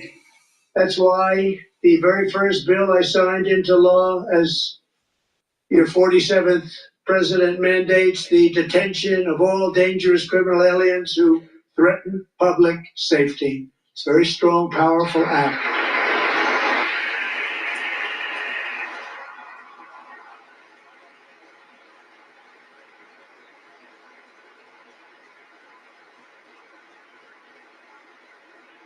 It's called the Laken-Riley Act. So Allison and Lauren, America will never ever forget our beautiful Laken Hope Riley.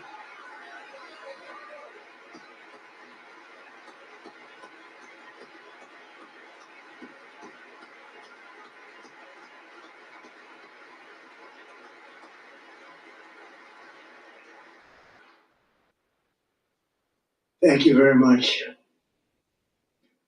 Since taking office, my administration has launched the most sweeping border and immigration crackdown in American history, and we quickly achieved the lowest numbers of illegal border crossers ever recorded. Thank you.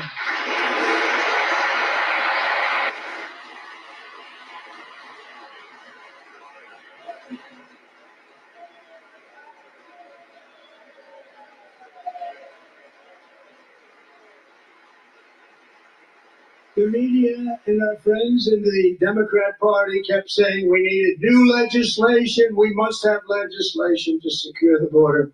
But it turned out that all we really needed was a new president.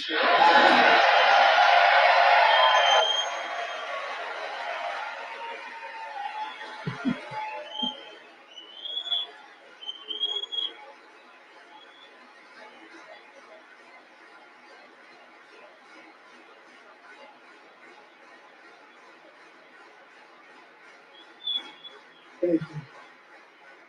Joe Biden didn't just open our borders, he flew illegal aliens over them. to overwhelm our schools, hospitals, and communities throughout the country. Entire towns like Aurora, Colorado, and Springfield, Ohio, buckled under the weight of the migrant occupation and corruption like nobody's ever seen before. Beautiful towns destroyed. Now, just as I promised in my inaugural address, we are achieving the great liberation of America.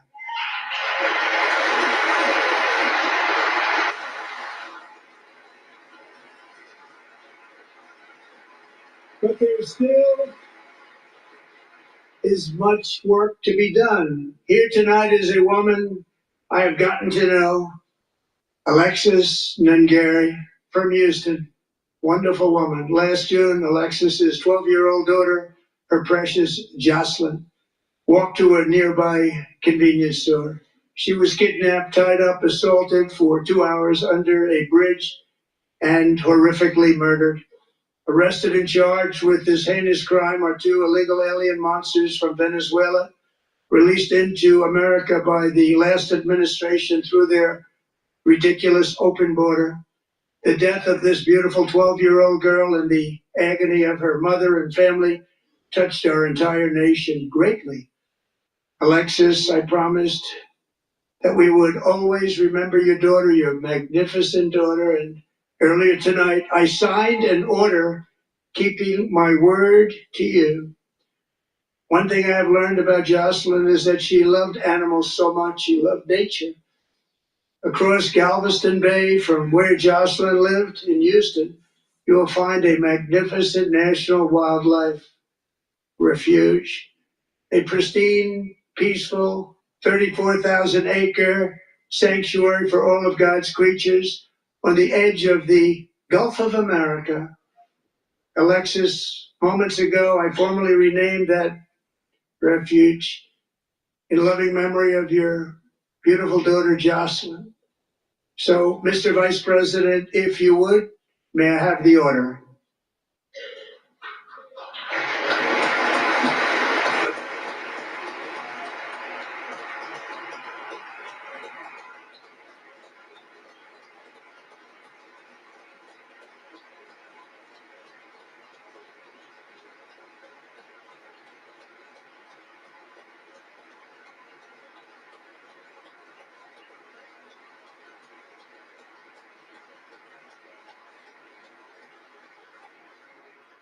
Thank you very much. All 3 savages charged with Jocelyn and Lakin's murders were members of the Venezuelan prison gang, the toughest gang, they say, in the world, known as Tren de Aragua. 2 weeks ago, I officially designated this gang, along with MS-13 and the bloodthirsty Mexican drug cartels, as foreign terrorist organizations.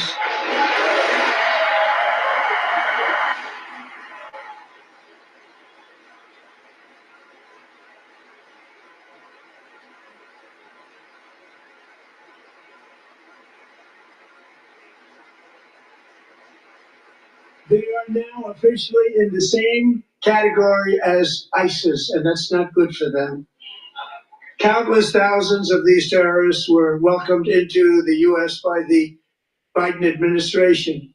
But now every last one will be rounded up and forcibly removed from our country, or, if they're too dangerous, put in jails, standing trial in this country, because we don't want them to come back ever.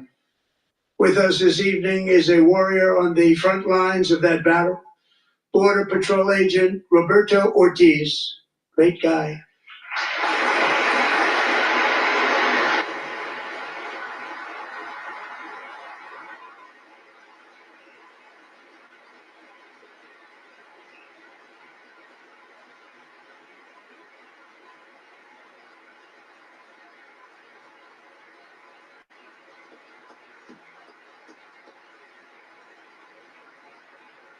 In January, Roberto and another agent were patrolling by the Rio Grande near an area known as Cottrell Island. Doesn't sound too nice to me.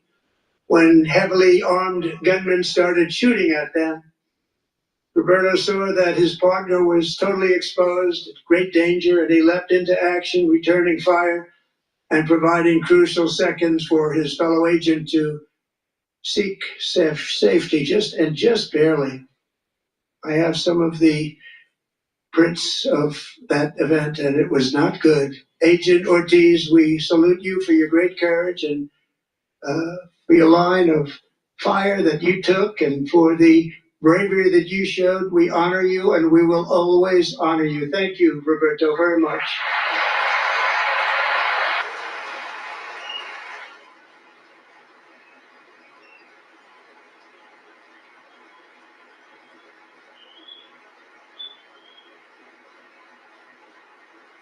Thank you, Roberto.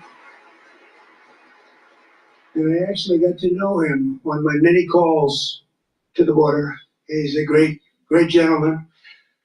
The territory to the immediate south of our border is now dominated entirely by criminal cartels that murder, rape, torture, and exercise total control. They have total control over a whole nation, posing a grave threat to our national security. The cartels are waging war in America, and it's time for America to wage war on the cartels, which we are doing.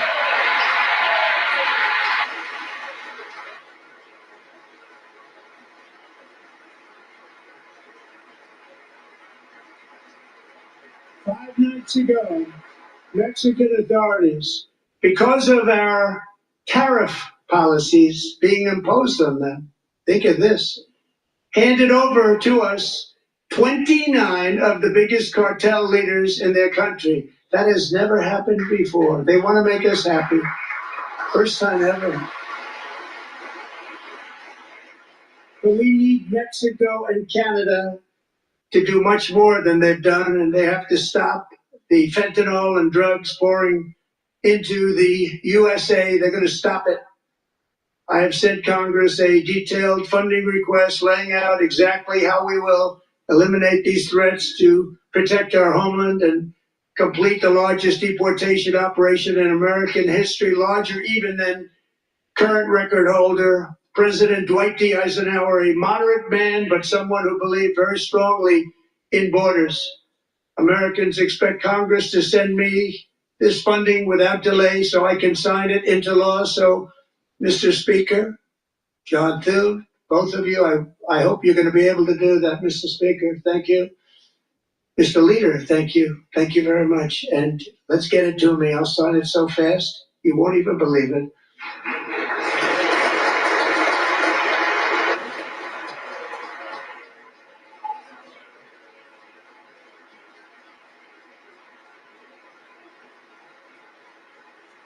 And as we reclaim our sovereignty, we must also bring back law and order to our cities and towns.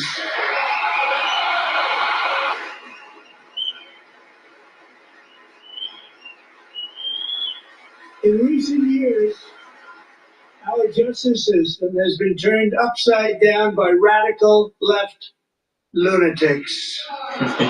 Many jurisdictions virtually ceased enforcing the law against dangerous repeat offenders while weaponizing law enforcement against political opponents like me. My administration has acted swiftly and decisively to restore fair, equal, and impartial justice under the constitutional rule of law, starting at the FBI and the DOJ. Pam, good luck. Cash, wherever you may be, good luck. Good luck. Pam Bond. Good luck. So important. You're going to do a great job. Cash, thank you. Thank you, Cash.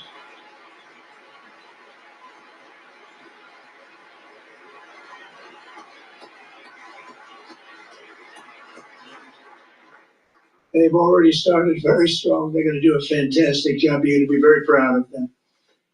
We're also once again giving our police officers the support, protection, and respect they so dearly deserve. They have to get it. They have such a hard, dangerous job, but we're going to make it less dangerous.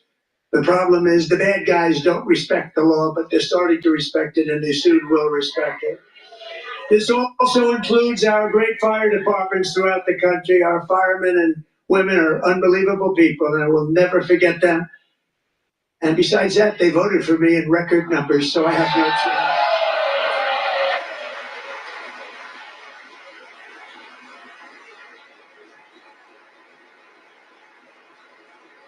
1 year ago this month, 31-year-old New York police officer Jonathan Diller, unbelievably wonderful person and a great officer, was gunned down at a traffic stop on Long Island. I went to his funeral. The vicious criminal charged with his murder had 21 prior arrests, and they were rough arrests. He was a real bad one. The thug in the seat next to him had 14 prior arrests and went by the name of Killer. He was Killer. He killed other people, they say, a lot of them. I attended Officer Diller's service, and when I met his wife and 1-year-old son, Ryan, it was very inspirational, actually. His widow's name is Stephanie, and she is here tonight. Stephanie, thank you very much, Stephanie. Thank you very much.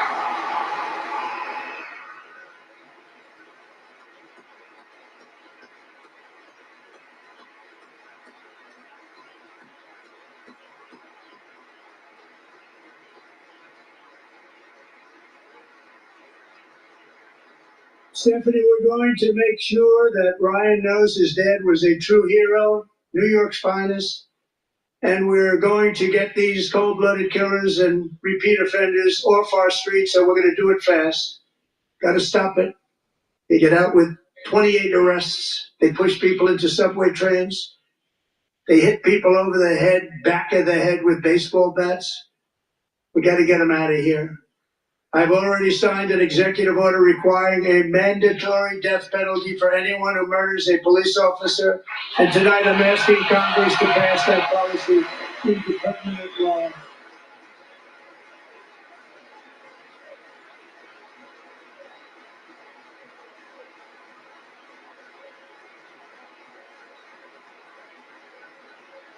I'm also asking for a new crime bill getting tough on repeat offenders while enhancing protections for America's police officers so they can do their jobs without fear of their lives being totally destroyed. They don't want to be killed. We're not going to let them be killed. Joining us in the gallery tonight is a young man who truly loves our police. His name is DJ Daniel. He is 13 years old, and he has always dreamed of becoming a police officer.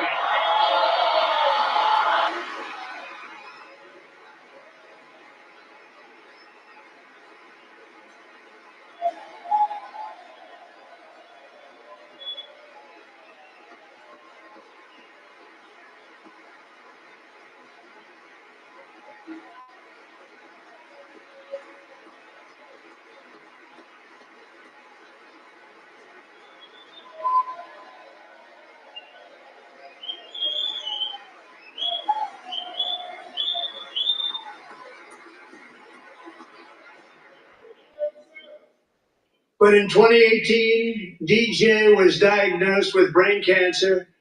The doctors gave him 5 months at most to live. That was more than 6 years ago.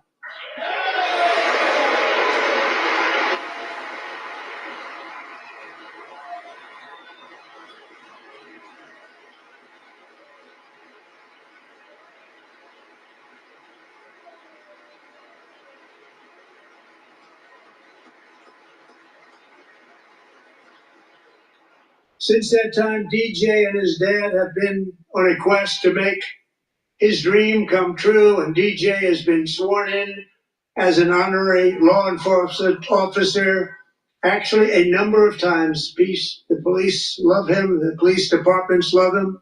And tonight, DJ, we're going to do you the biggest honor of them all. I am asking our new Secret Service Director, Sean Curran, to officially make you an agent of the United States Secret Service.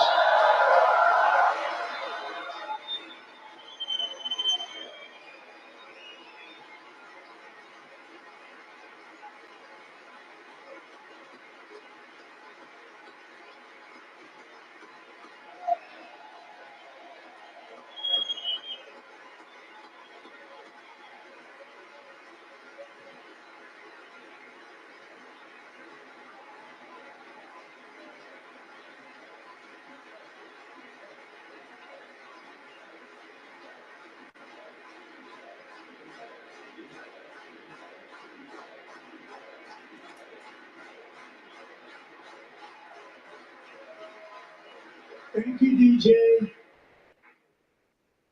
DJ's doctors believe his cancer likely came from a chemical he was exposed to when he was younger.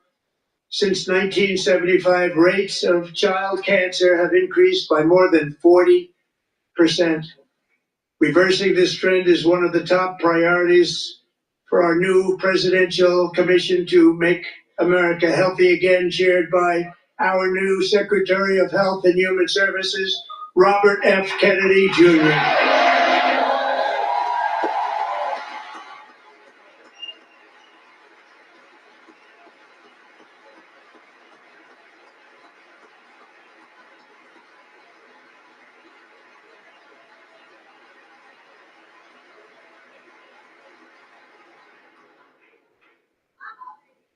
With the name Kennedy, you would have thought everybody over here would have been cheering. How quickly they forget. Our goal is to get toxins out of our environment, poisons out of our food supply, and keep our children healthy and strong. As an example, not long ago, and you can't even believe these numbers, 1 in 10,000 children had autism, 1 in 10,000. And now it's 1 in 36. There's something wrong. 1 in 36. Think of that. So we're going to find out what it is, and there's nobody better than Bobby and all of the people that are working with you. You have the best to figure out what is going on. Okay, Bobby, good luck. It's a very important job. Thank you.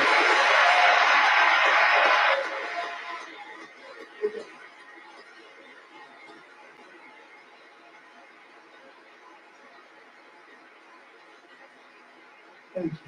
My administration is also working to protect our children from toxic ideologies in our schools. A few years ago, January, Little John and her husband discovered that their daughter's school had secretly socially transitioned their 13-year-old little girl. Teachers and administrators conspired to deceive January and her husband while encouraging her daughter to use a new name and pronouns. They, them pronoun, actually, all without telling January, who is here tonight and is now a courageous advocate against this form of child abuse. January, thank you. Thank you. Thank you very much.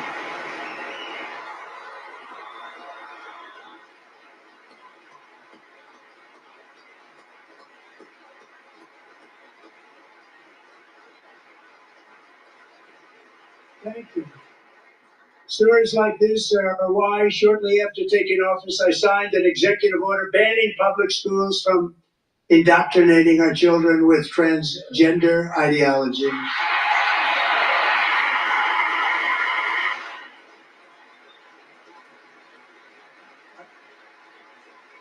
I also signed an order to cut off all taxpayer funding to any institution that engages in the sexual mutilation of our youth.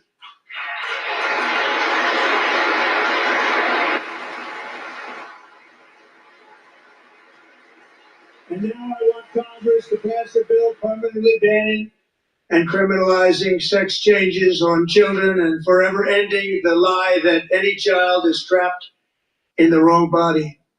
This is a big lie.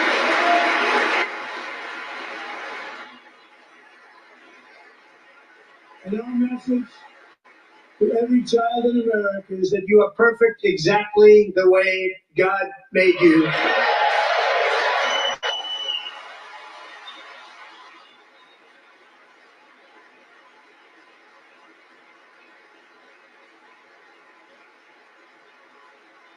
Because we're getting wokeness out of our schools and out of our military, and it's already out, and it's out of our society. We don't want it.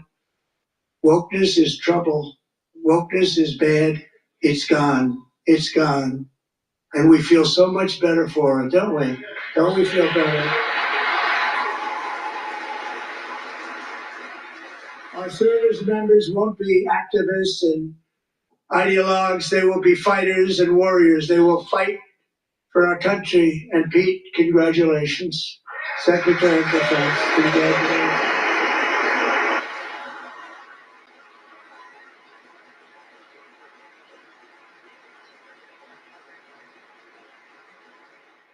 and he's not big into the woke movement, I can tell you.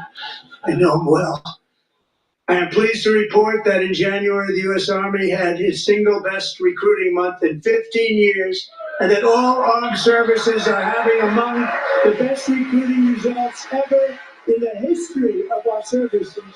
What a difference.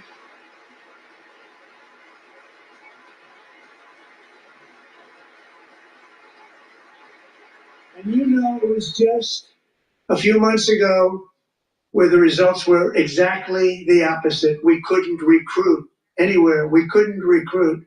Now we're having the best results just about that we've ever had. What a tremendous turnaround. It's really a beautiful thing to see. People love our country again. It's very simple. They love our country and they love being in our military again. So it's a great thing, and thank you very much. Great job.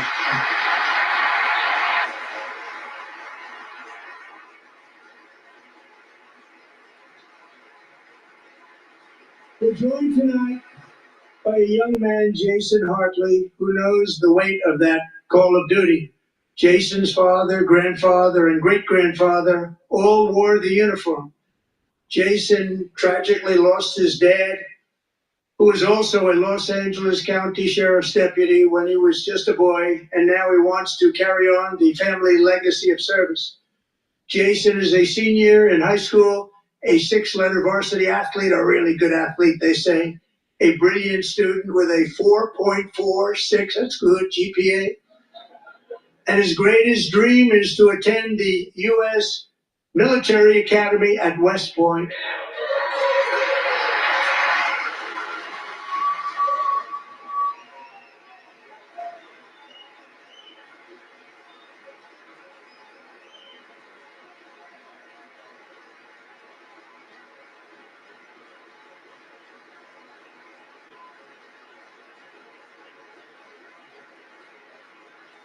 And Jason, that's a very big deal getting in. That's a hard one to get into. But I'm pleased to inform you that your application has been accepted. You will soon be joining the Corps of Cadets.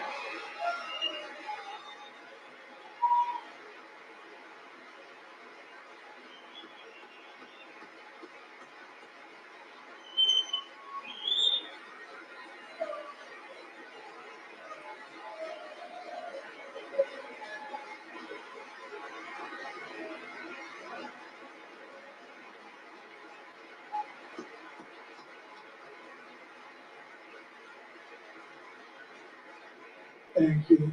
Jason, you're going to be on the long gray line, Jason. As Commander-in-Chief, my focus is on building the most powerful military of the future. As a first step, I'm asking Congress to fund a state-of-the-art Golden Dome missile defense shield to protect our homeland, all made in the USA.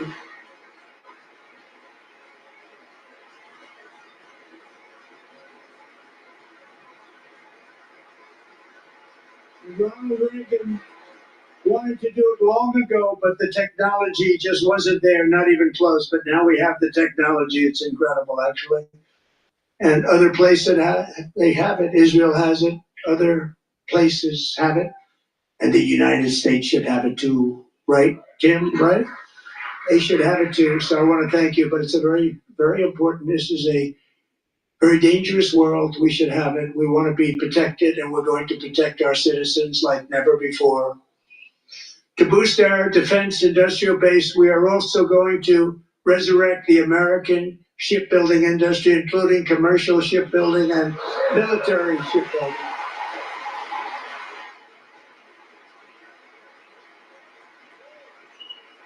And for that purpose, I am announcing tonight that we will create a new Office of Shipbuilding in the White House and offer special tax incentives to bring this industry home to America where it belongs. We used to make so many ships. We don't make them anymore very much, but we're going to make them very fast, very soon. It will have a huge impact. To further enhance our national security, my administration will be reclaiming the Panama Canal, and we've already started doing it.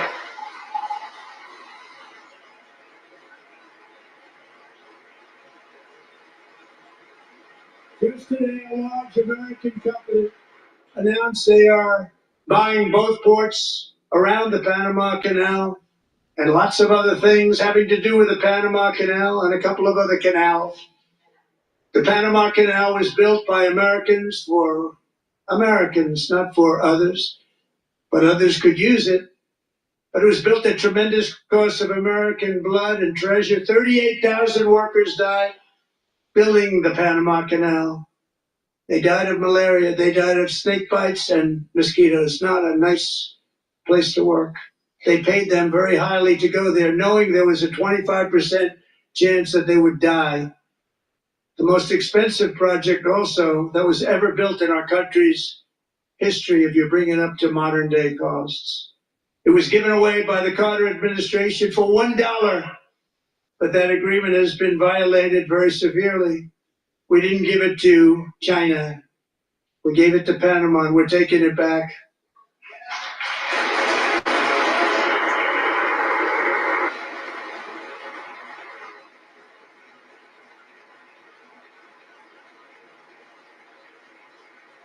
And we have Marco Rubio in charge. Good luck, Marco.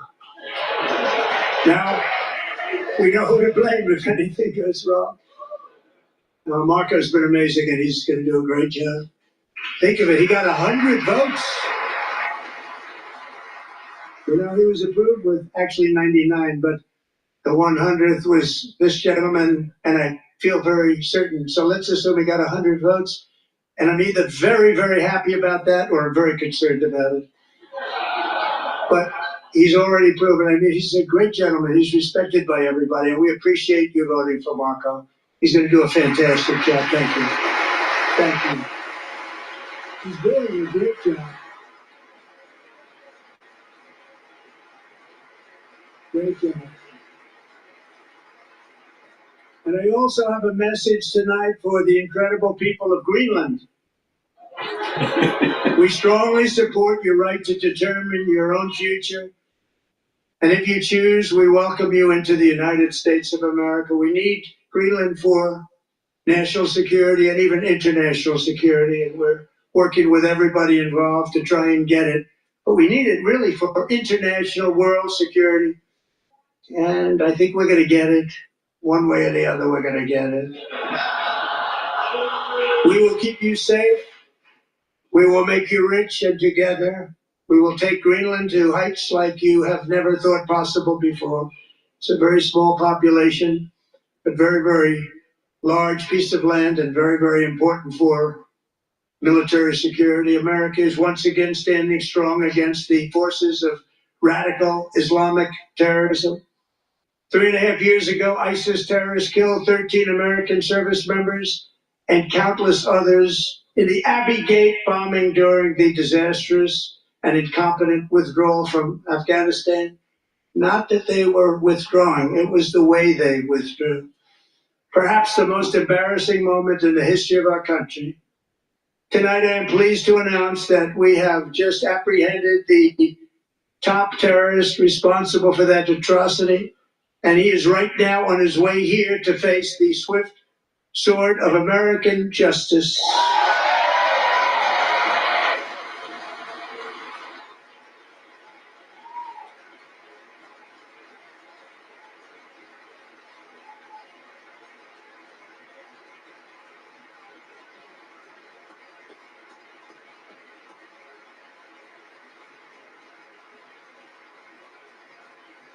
And I want to thank especially the government of Pakistan for helping arrest this monster.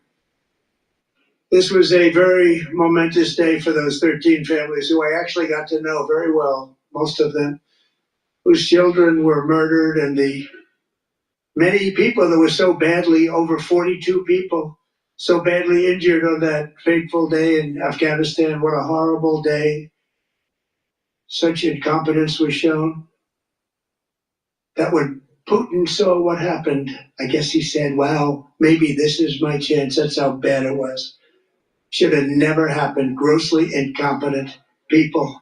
I spoke to many of the parents and loved ones, and they're all in our hearts tonight. Just spoke to them on the phone. We had a big call. Every one of them called, and Everybody was on the line, and they did nothing but cry with happiness. They were very happy, as happy as you can be under those circumstances. Their child, brother, sister, son, daughter was killed for no reason whatsoever. In the Middle East, we're bringing back our hostages from Gaza. In my first term, we achieved one of the most groundbreaking peace agreements in generations, the Abraham Accords.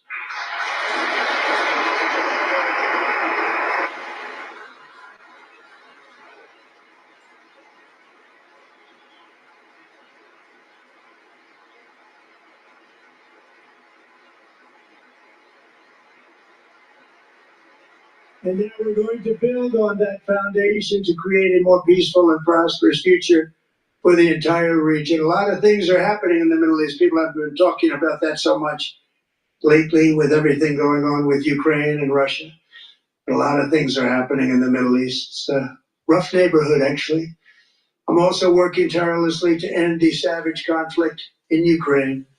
Millions of Ukrainians and Russians have been needlessly killed or wounded in this horrific and brutal conflict with no end in sight. The United States has sent hundreds of billions of dollars to support Ukraine's defense with no security, with no anything.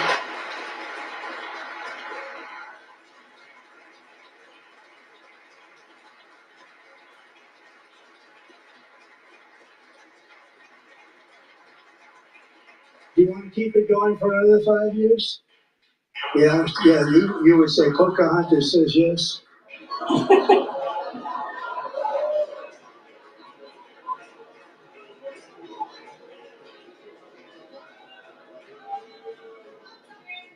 $2,000 people are being killed every single week. More than that. The Russian young people, the Ukrainian young people, they're not Americans, but I want it to stop. Meanwhile, Europe has sadly spent more money buying Russian oil and gas than they have spent on defending Ukraine by far. Think of that. They've spent more buying Russian oil and gas than they have defending. And we've spent perhaps $350 billion, like taking candy from a baby. That's what happened. And they've spent $100 billion. What a difference that is. And we have an ocean separating us, and they don't. But we're getting along very well with them, and lots of good things are happening. Biden has authorized more money in this fight than Europe has spent by billions and billions of dollars. It's hard to believe that they wouldn't have stopped it and said at some point, come on, let's equalize. You got to be equal to us. That didn't happen. Earlier today, I received an important letter from President Zelensky of Ukraine. The letter reads, Ukraine is ready to come to the negotiating table as soon as possible to bring lasting peace closer. Nobody wants peace more than the Ukrainians, he said. My team and I stand ready to work under President Trump's strong leadership to get a peace that lasts.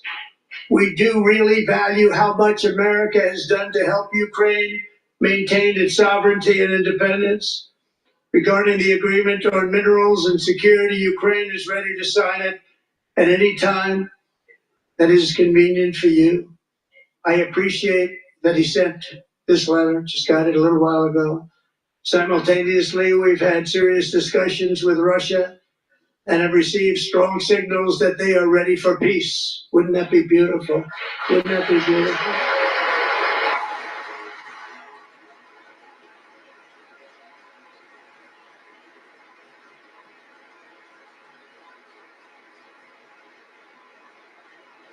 Wouldn't that be beautiful?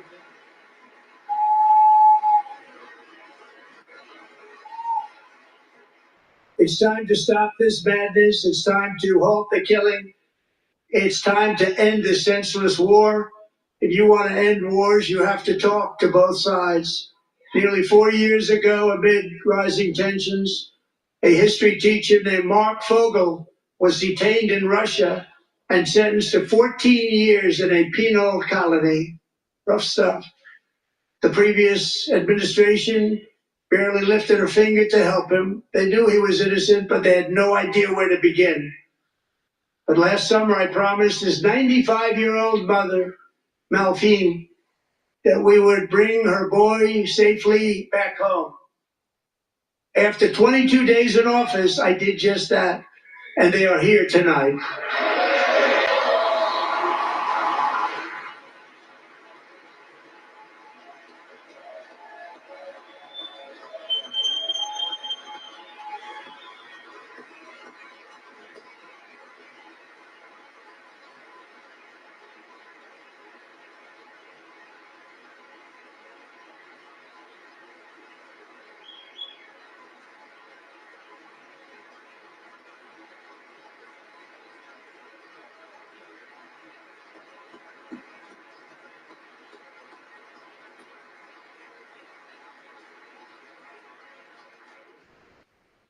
To Mark and his great mom, we are delighted to have you safe and sound and with us. As fate would have it, Mark Fogel was born in a small rural town in Butler, Pennsylvania. Have you heard of it? Where his mother has lived for the past 78 years. I just happened to go there last July 13th for a rally. That was not pleasant. And that is where I met his beautiful mom right before I walked onto that stage. And I told her I would not forget what she said about her son. And I never did I? Never forgot.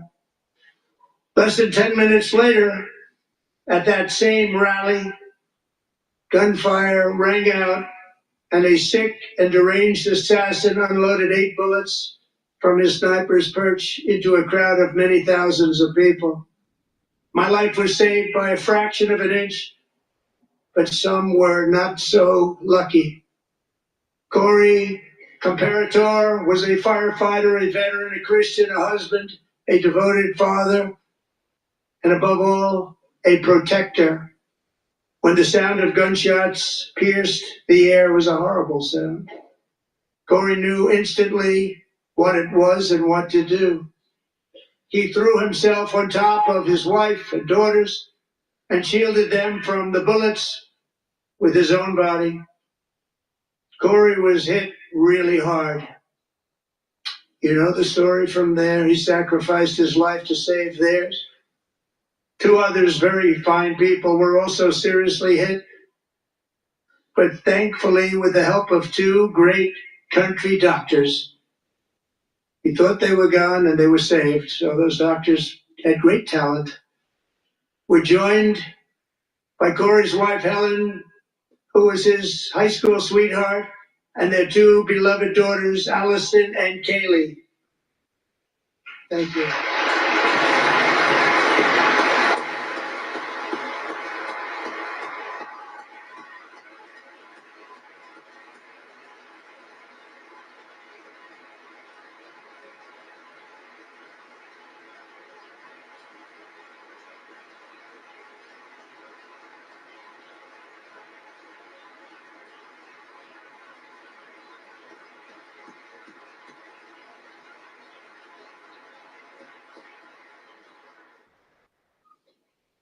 To Helen, Allison, and Kaylee, Corey is looking down on his 3 beautiful ladies right now, and he is cheering you on. He loves you. He is cheering you on. Corey was taken from us much too soon, but his destiny was to leave us all with a shining example of the selfless devotion of a true American patriot. It was love like Corey's that built our country, and it's love like Corey's that is going to make our country more majestic than ever before. I believe that my life was saved that day in Butler for a very good reason. I was saved by God to make America great again. I believe that.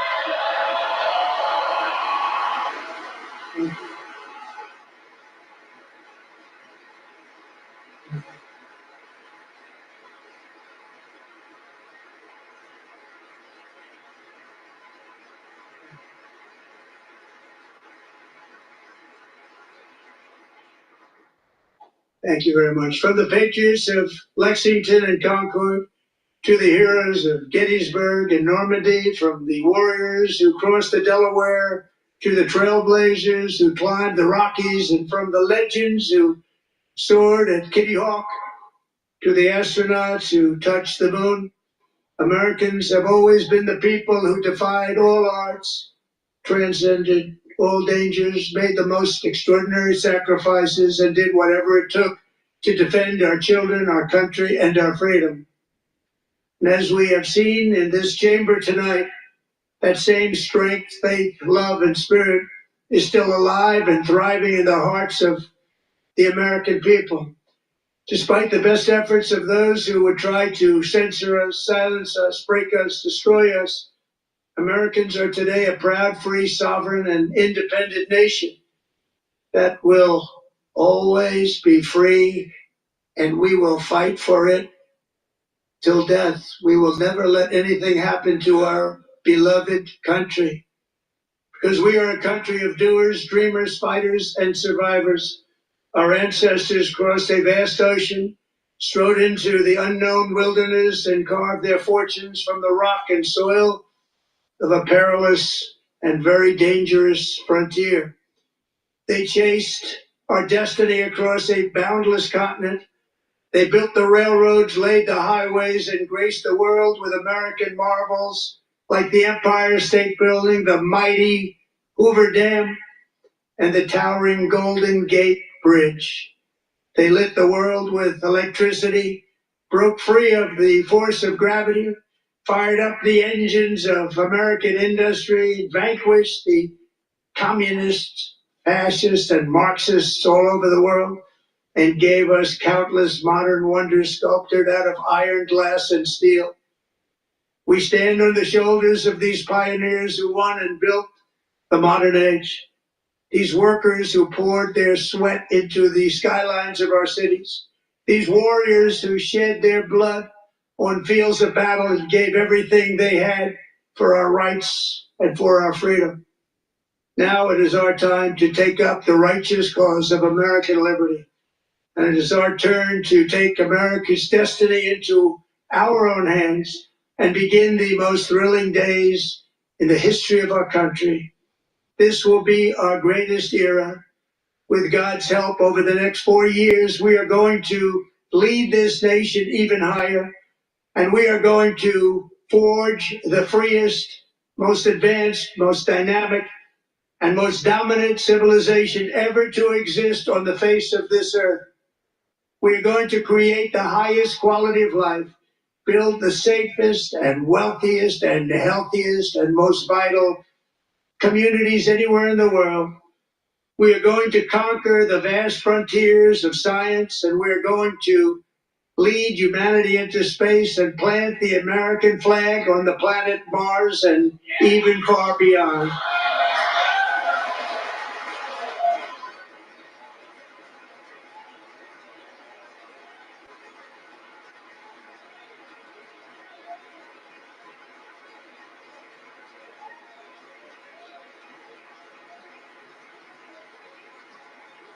And through it all, we are going to rediscover the unstoppable power of the American spirit. And we are going to renew unlimited promise of the American dream. Every single day we will stand up and we will fight, fight, fight for the country our citizens believe in and for the country our people deserve.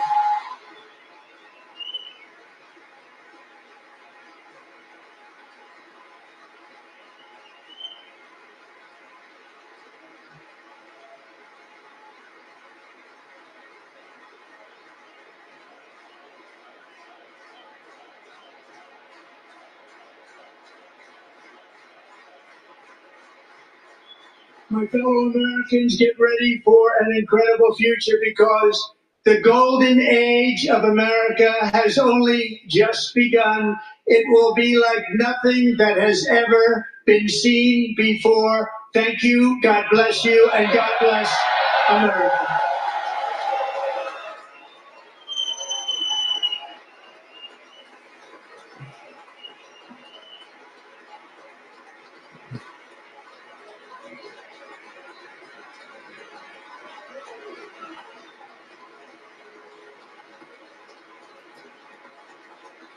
Now, my take on this, for the ones that are watching on Rumble Live and on YouTube and X Spaces, my take on the last part of the speech, I think, was very inspirational. The sad thing is that the other side of the aisle, the Democrat side of the aisle, did not stand up and cheer for that exploration ethos of America. I find that the Democratic Party in general, especially modern day Democratic Party, wants to look down and not up. They're not exploring. They're not going out into the unknown and taking risks, right? And thinking big. The Democratic Party has a tendency to be looking down and not looking up into the future. And I think it was emblematic with their reaction, with the last part of that speech. I don't know if Don wants to maybe just give his take on the speech, maybe 4 minutes or so before we shut down the transmission. If you do want to talk, Don, on X Spaces, just to give me your take on it, please just request. If not, I'll just shut down. Okay, good. All right, you got the mic, Don. Yeah, I kind of think that the Democratic Party is in disarray. And I think the thing that Trump is sort of attacking, that idea behind, we talked about before, a retracement back to first order principles of liberty. And you've seen these policies that have infiltrated a lot of the academic institutions from, I think, the DEI, ESG, and I think that have actually been undermining American exceptionalism. And I think Trump, during this whole speech, is poking fun at it. And you just have those on the left that I think are still doubling down on these nonsensical policies that are going to lead to the destruction of our country and this experiment of liberty. And I think they haven't come to terms yet with understanding, again, what those, I keep coming back to these first order principles are. They just can't see the threat to liberty yet. Right. Well, going back to this whole Esau, negative Esau, positive Esau thing. Well, they're digging in, and to me, they're starting to represent the negative side of Esau. It's almost like Congress is splitting. The right side of Congress is like the positive side of Esau, and the left side of Congress is the negative Esau. And that this evilness that attaches to the negative side of Esau,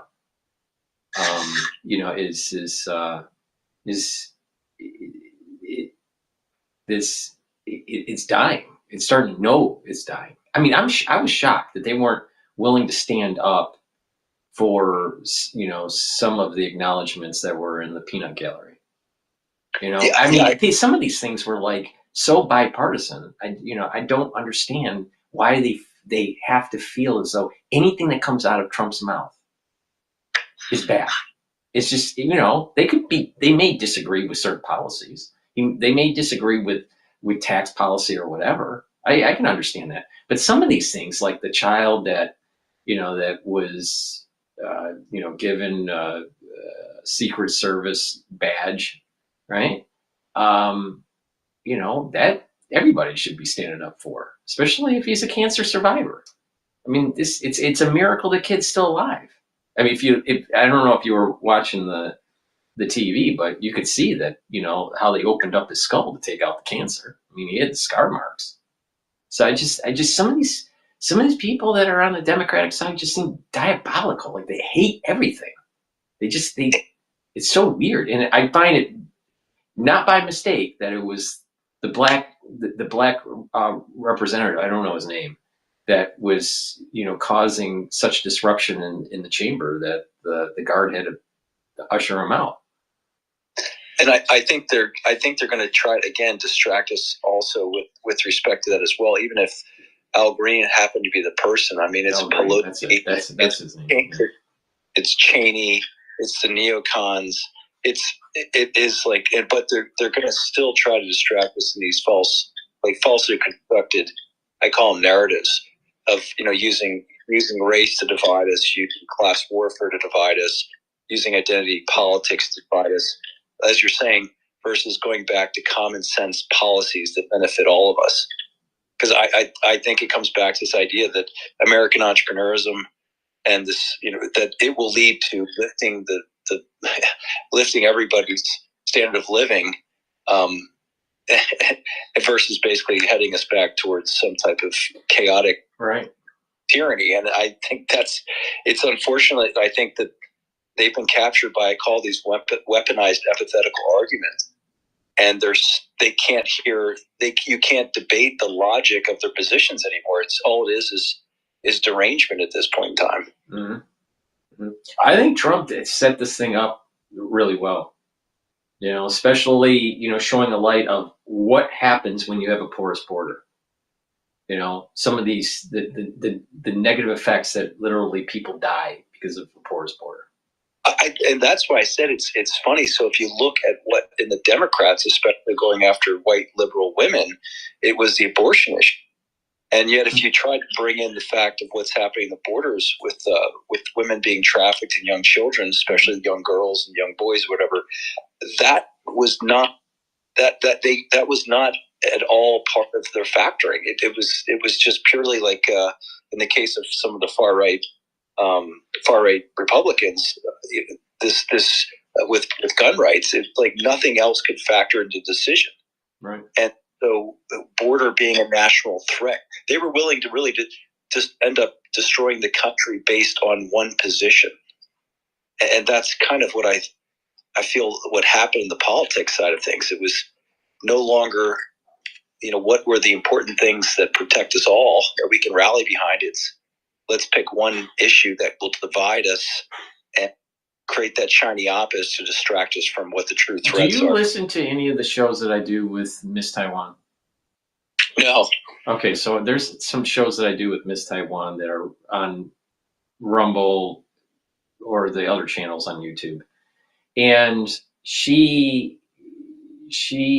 has a unique perspective, and she keeps on bringing up when I do these shows with her that what's happening with the Democratic Party is exactly what was happening during the early days of the CCP, the Communist Party, with Mao, with changing the mindset of people.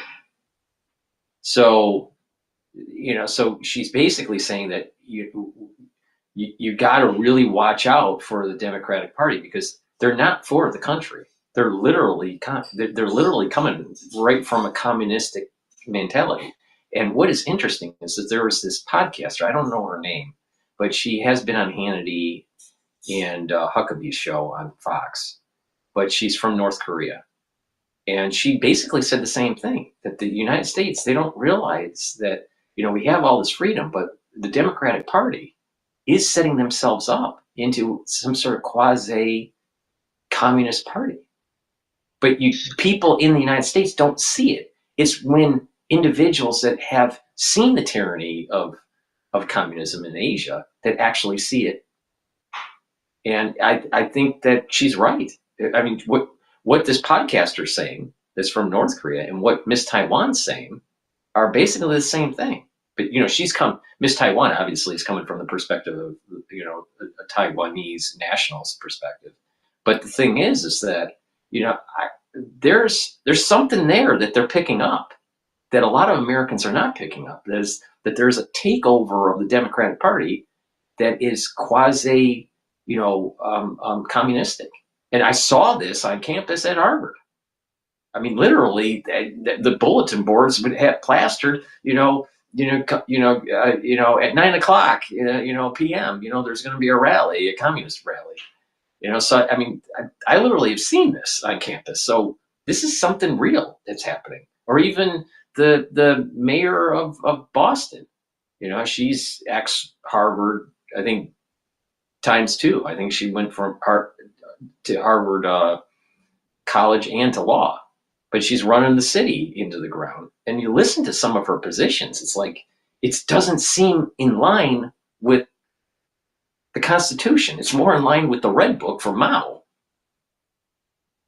And it's funny, the debates that I've seen before, whether it was William F. Buckley, debating the communist, or whoever it was, it necessarily just, you have to like William F. Buckley, but to have long periods of time where people would basically debate positions, that you could see coherence in sort of the logical structures of the arguments.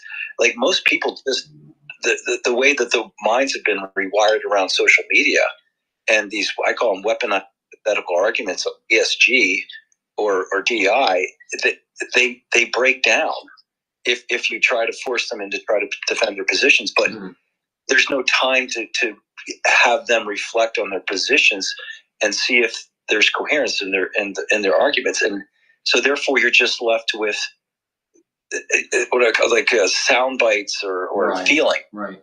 It seems as though, sometimes students will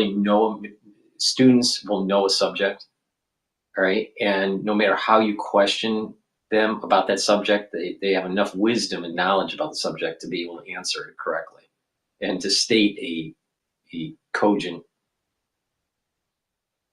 perspective. But a lot of times today, it's as if they're trying to remember sound bites from social media.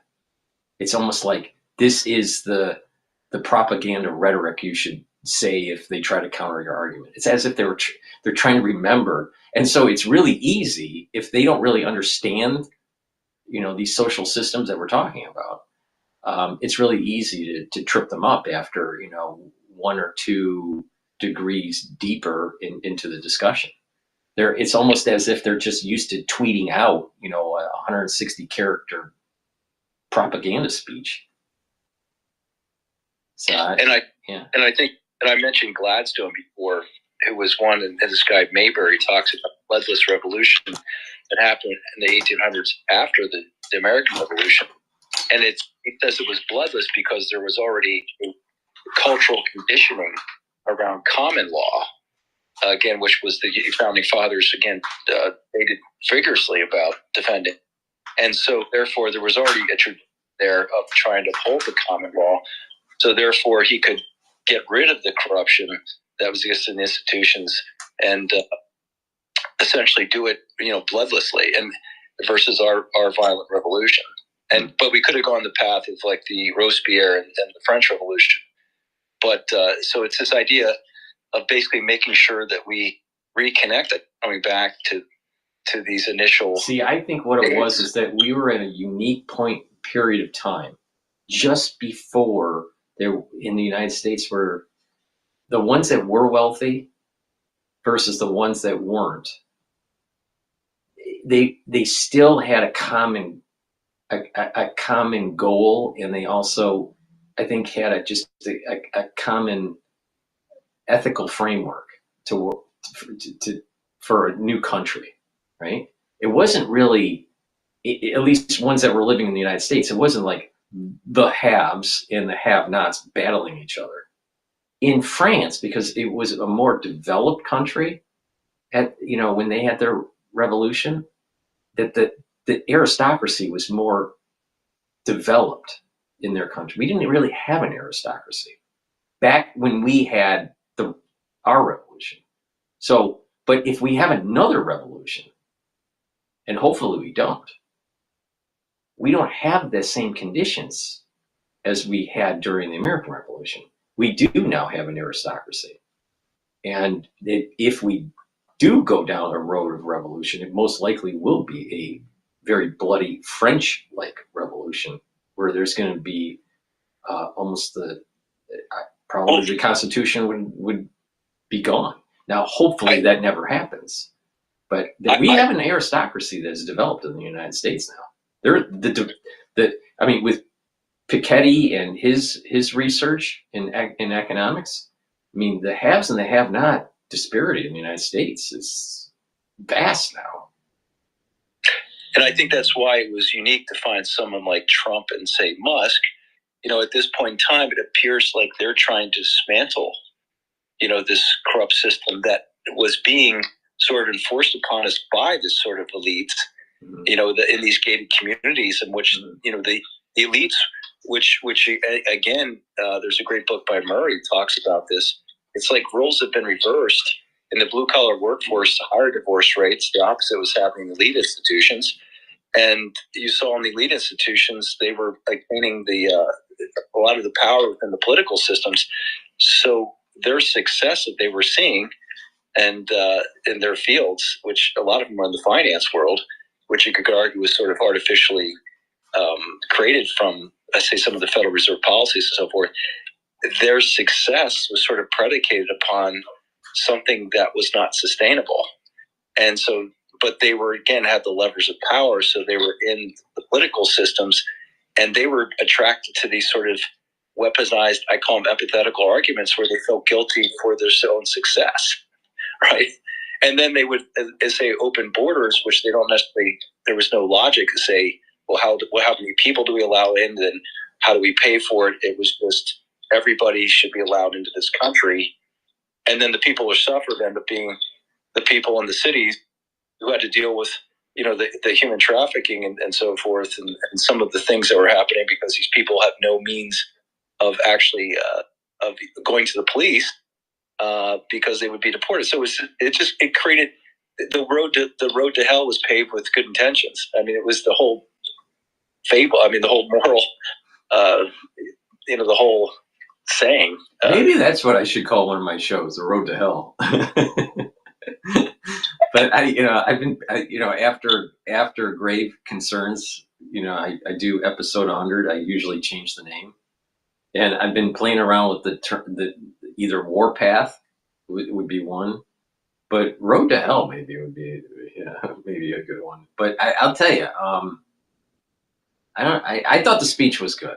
I think it was very Trumpian. All right, and it's sad to see that on things that he did bring up during the speech that could be bipartisan, the other side decided to just sit there and not clap or stand up. It's as if Orange Man bad always, and this is what's going to destroy the Democratic Party. I mean, literally, if Trump can be successful in what's going on in the next 2 years, and the Republican Party can get more seats in the Senate and in the House of Representatives, then you are talking about this is going to carry way beyond the Trump years, the next 4 Trump years. It's going to carry on into the next presidential administration.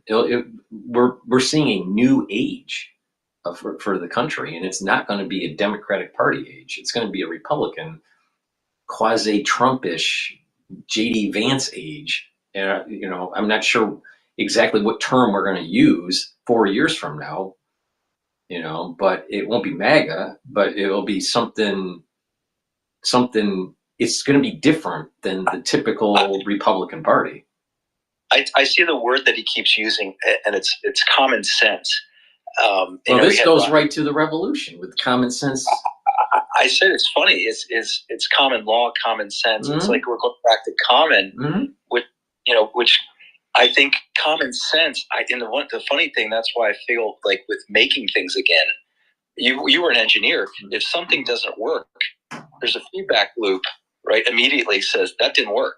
Right. There's no type of political, emotional layering over the feedback loop, saying it didn't work for this reason. It just didn't work because it's common sense. Right. And it can't work, so I've got to try something different. Well, this is what Thomas Sowell says pretty well is that in the social sciences, because it doesn't have any physics, you can make up anything. So and that's how these professors become well known. Is that they have these hypotheses and they create an experiment, social experiment. And pool data to try to, to prove it, and they can construct the actual experiment to definitely prove their point. And that's the problem with social sciences. But I feel positive for the country in general, but it's going to be chaotic. There's going to be, tumultuous times. Definitely in the near term. I think there are three. I think they mentions three political states as Mayberry.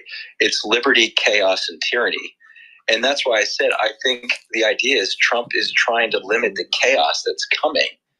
And so the idea is give Americans enough time that we can recreate the systems of liberty. And you got to rebuild from the local levels, which means even attacking your local educational systems. Mm-hmm. We have to reteach civic virtue all over again. Mm-hmm. And it's like you're taking back the educational system because we're going to have to put back the rituals so that we can, again, retrace. I don't know how much you're exposed to kids, all right? But I'll tell you, the kids today in the public school, they just don't seem to really know much. Now, I know maybe it's, my generation was better than their generation, mentality. There's something not right. There's something just not right about what they're learning. Let me give you some hopes. We just went up to Penn's College of Technology, and at this job fair, it's thriving. Like the trades are just thriving. Because again, there's this movement back of manufacturing back to the United States. Mm-hmm. You can't get you can't get high voltage electricians, and you can't get a maintenance person, So now there's a demand for that. And these kids, some of them are recognizing it. And some of these kids at these jobs I want to be a maintenance manager. Like you would never have heard that before, right? Everybody wants to go into finance. Right. Right. But so I'm saying there is a change coming, and it is funny. It is subtle, but it is building. It's there, and it's going to go in that direction. I think with the policies that we're seeing, because there's not enough people in the trades right now to make the things. And I'll tell you, it's funny. I ran into Mike, who's the guy who does dirty jobs. Oh, Mike Rowe. I bumped into him actually. Really? Wow. In Baltimore. And I was like, Mike, how's it going? He says he's concerned about the infrastructure of the country because, with all these people are retiring, and I get that. It's like people don't realize a nuclear power plant, it runs 24 hours a day, right? And there's a lot of competency that goes into and conscientiousness that goes into running these things, mm-hmm. right? And so that's a respect for that trade and building that conscientiousness and willing to basically go into a field which is sort of there's what do you want to say? It's not sitting behind a video screen, and there's a competency with it that and a respect for that trade, doing what you're doing. You recognize the job that there's respect there's for that position in society. Right. Well, hopefully, there is a sea change that's taking place. I just don't see it in the youth that I've seen in New York. New York City. I do see that some groups, they're doing like scientific fairs and they present, what their study was, and they're trying to, get into good schools, and sometimes they're NYU sponsors these kind of things at the museums, and you can kind of see these fairs taking place. But I would say the majority of the students that are coming from the public school, they just don't. I'll tell you, they're not into engineering, but it could be a New York thing. Maybe it's if you don't have a garage, how do you tinker around? Exactly. If you don't have a garage, how do you have a garage band? You can't, right? It's all about tinkering. So New York doesn't have the space for tinkering. That's right. I would agree with that. Yeah, but you can create that quick. My thing is, it'd be interesting if you get if this sea change starts to happen, you get Musk and you get the big tech people involved behind this, that they then create those tinkering institutions, because there's going to be a lot of commercial real estate coming up, right. And maybe you team up the homeschoolers with this commercial real estate, and you create a whole new. Well, what was interesting is there was a professor, I don't remember his name. I saw him speak. He's a professor at NYU, and he specializes in politics in New York politics, New York City politics. And one of the sponsors for the talk over at the Harvard Club is a member that's on the event committee. and she was a student for her graduate studies at NYU. And the event coordinator was basically thinking that the sciences and engineering is so prevalent in New York. And she was just flabbergasted when the professor said, actually, New York is really weak when it comes to engineering. I mean, extremely weak. And even in science, even in medical science discovery, in medical science administration, in clinic, in administering certain treatments, yeah, New York has, because it has a large population. But when it comes to actually discovering something new or building something or designing something, New York sucks. And she was just flabbergasted to hear that, because she said, well, we have Columbia and we have Cornell Tech here. And it's like, but it's all educational. It's just because there's an educational track to get a degree doesn't mean there's real new scientific discovery. And and he's right about that. And he said the reason why is it costs too much to have the labs here. It costs too much to actually engineer anything here. So so there's the perception that large cities like New York are viable in the sciences and in engineering, and it's quite the opposite. It's viable in law, and it's viable in finance, but not in engineering and in basic research. It's just too costly. Yeah, maybe that's part of what we'll see with people moving back into, I'd say, I don't know. There's maybe, like I said, it's the opposite of a 15-minute city. A 15-minute city is going to make the society less engineering savvy and scientific discovery savvy. You need the suburbs and the rural area. This is where you think about like plants, it's going to cost a lot less to build something in a rural area, right, than it would be to try to do the same thing in a metropolis. And I think this goes back to maybe this idea of this decentralization movement as well, where you've had centralization of power in these institutions like joint finance, and as they falter, everything becomes much more distributed. Right. All right. Well, it's been a good talk, Don. I appreciate all the times that you participate in X Spaces, and it's getting time for me to wrap this up. I just want to remind everyone on Rumble, thank you for watching the live stream, and the ones that have been watching the live stream on YouTube, thank you very much.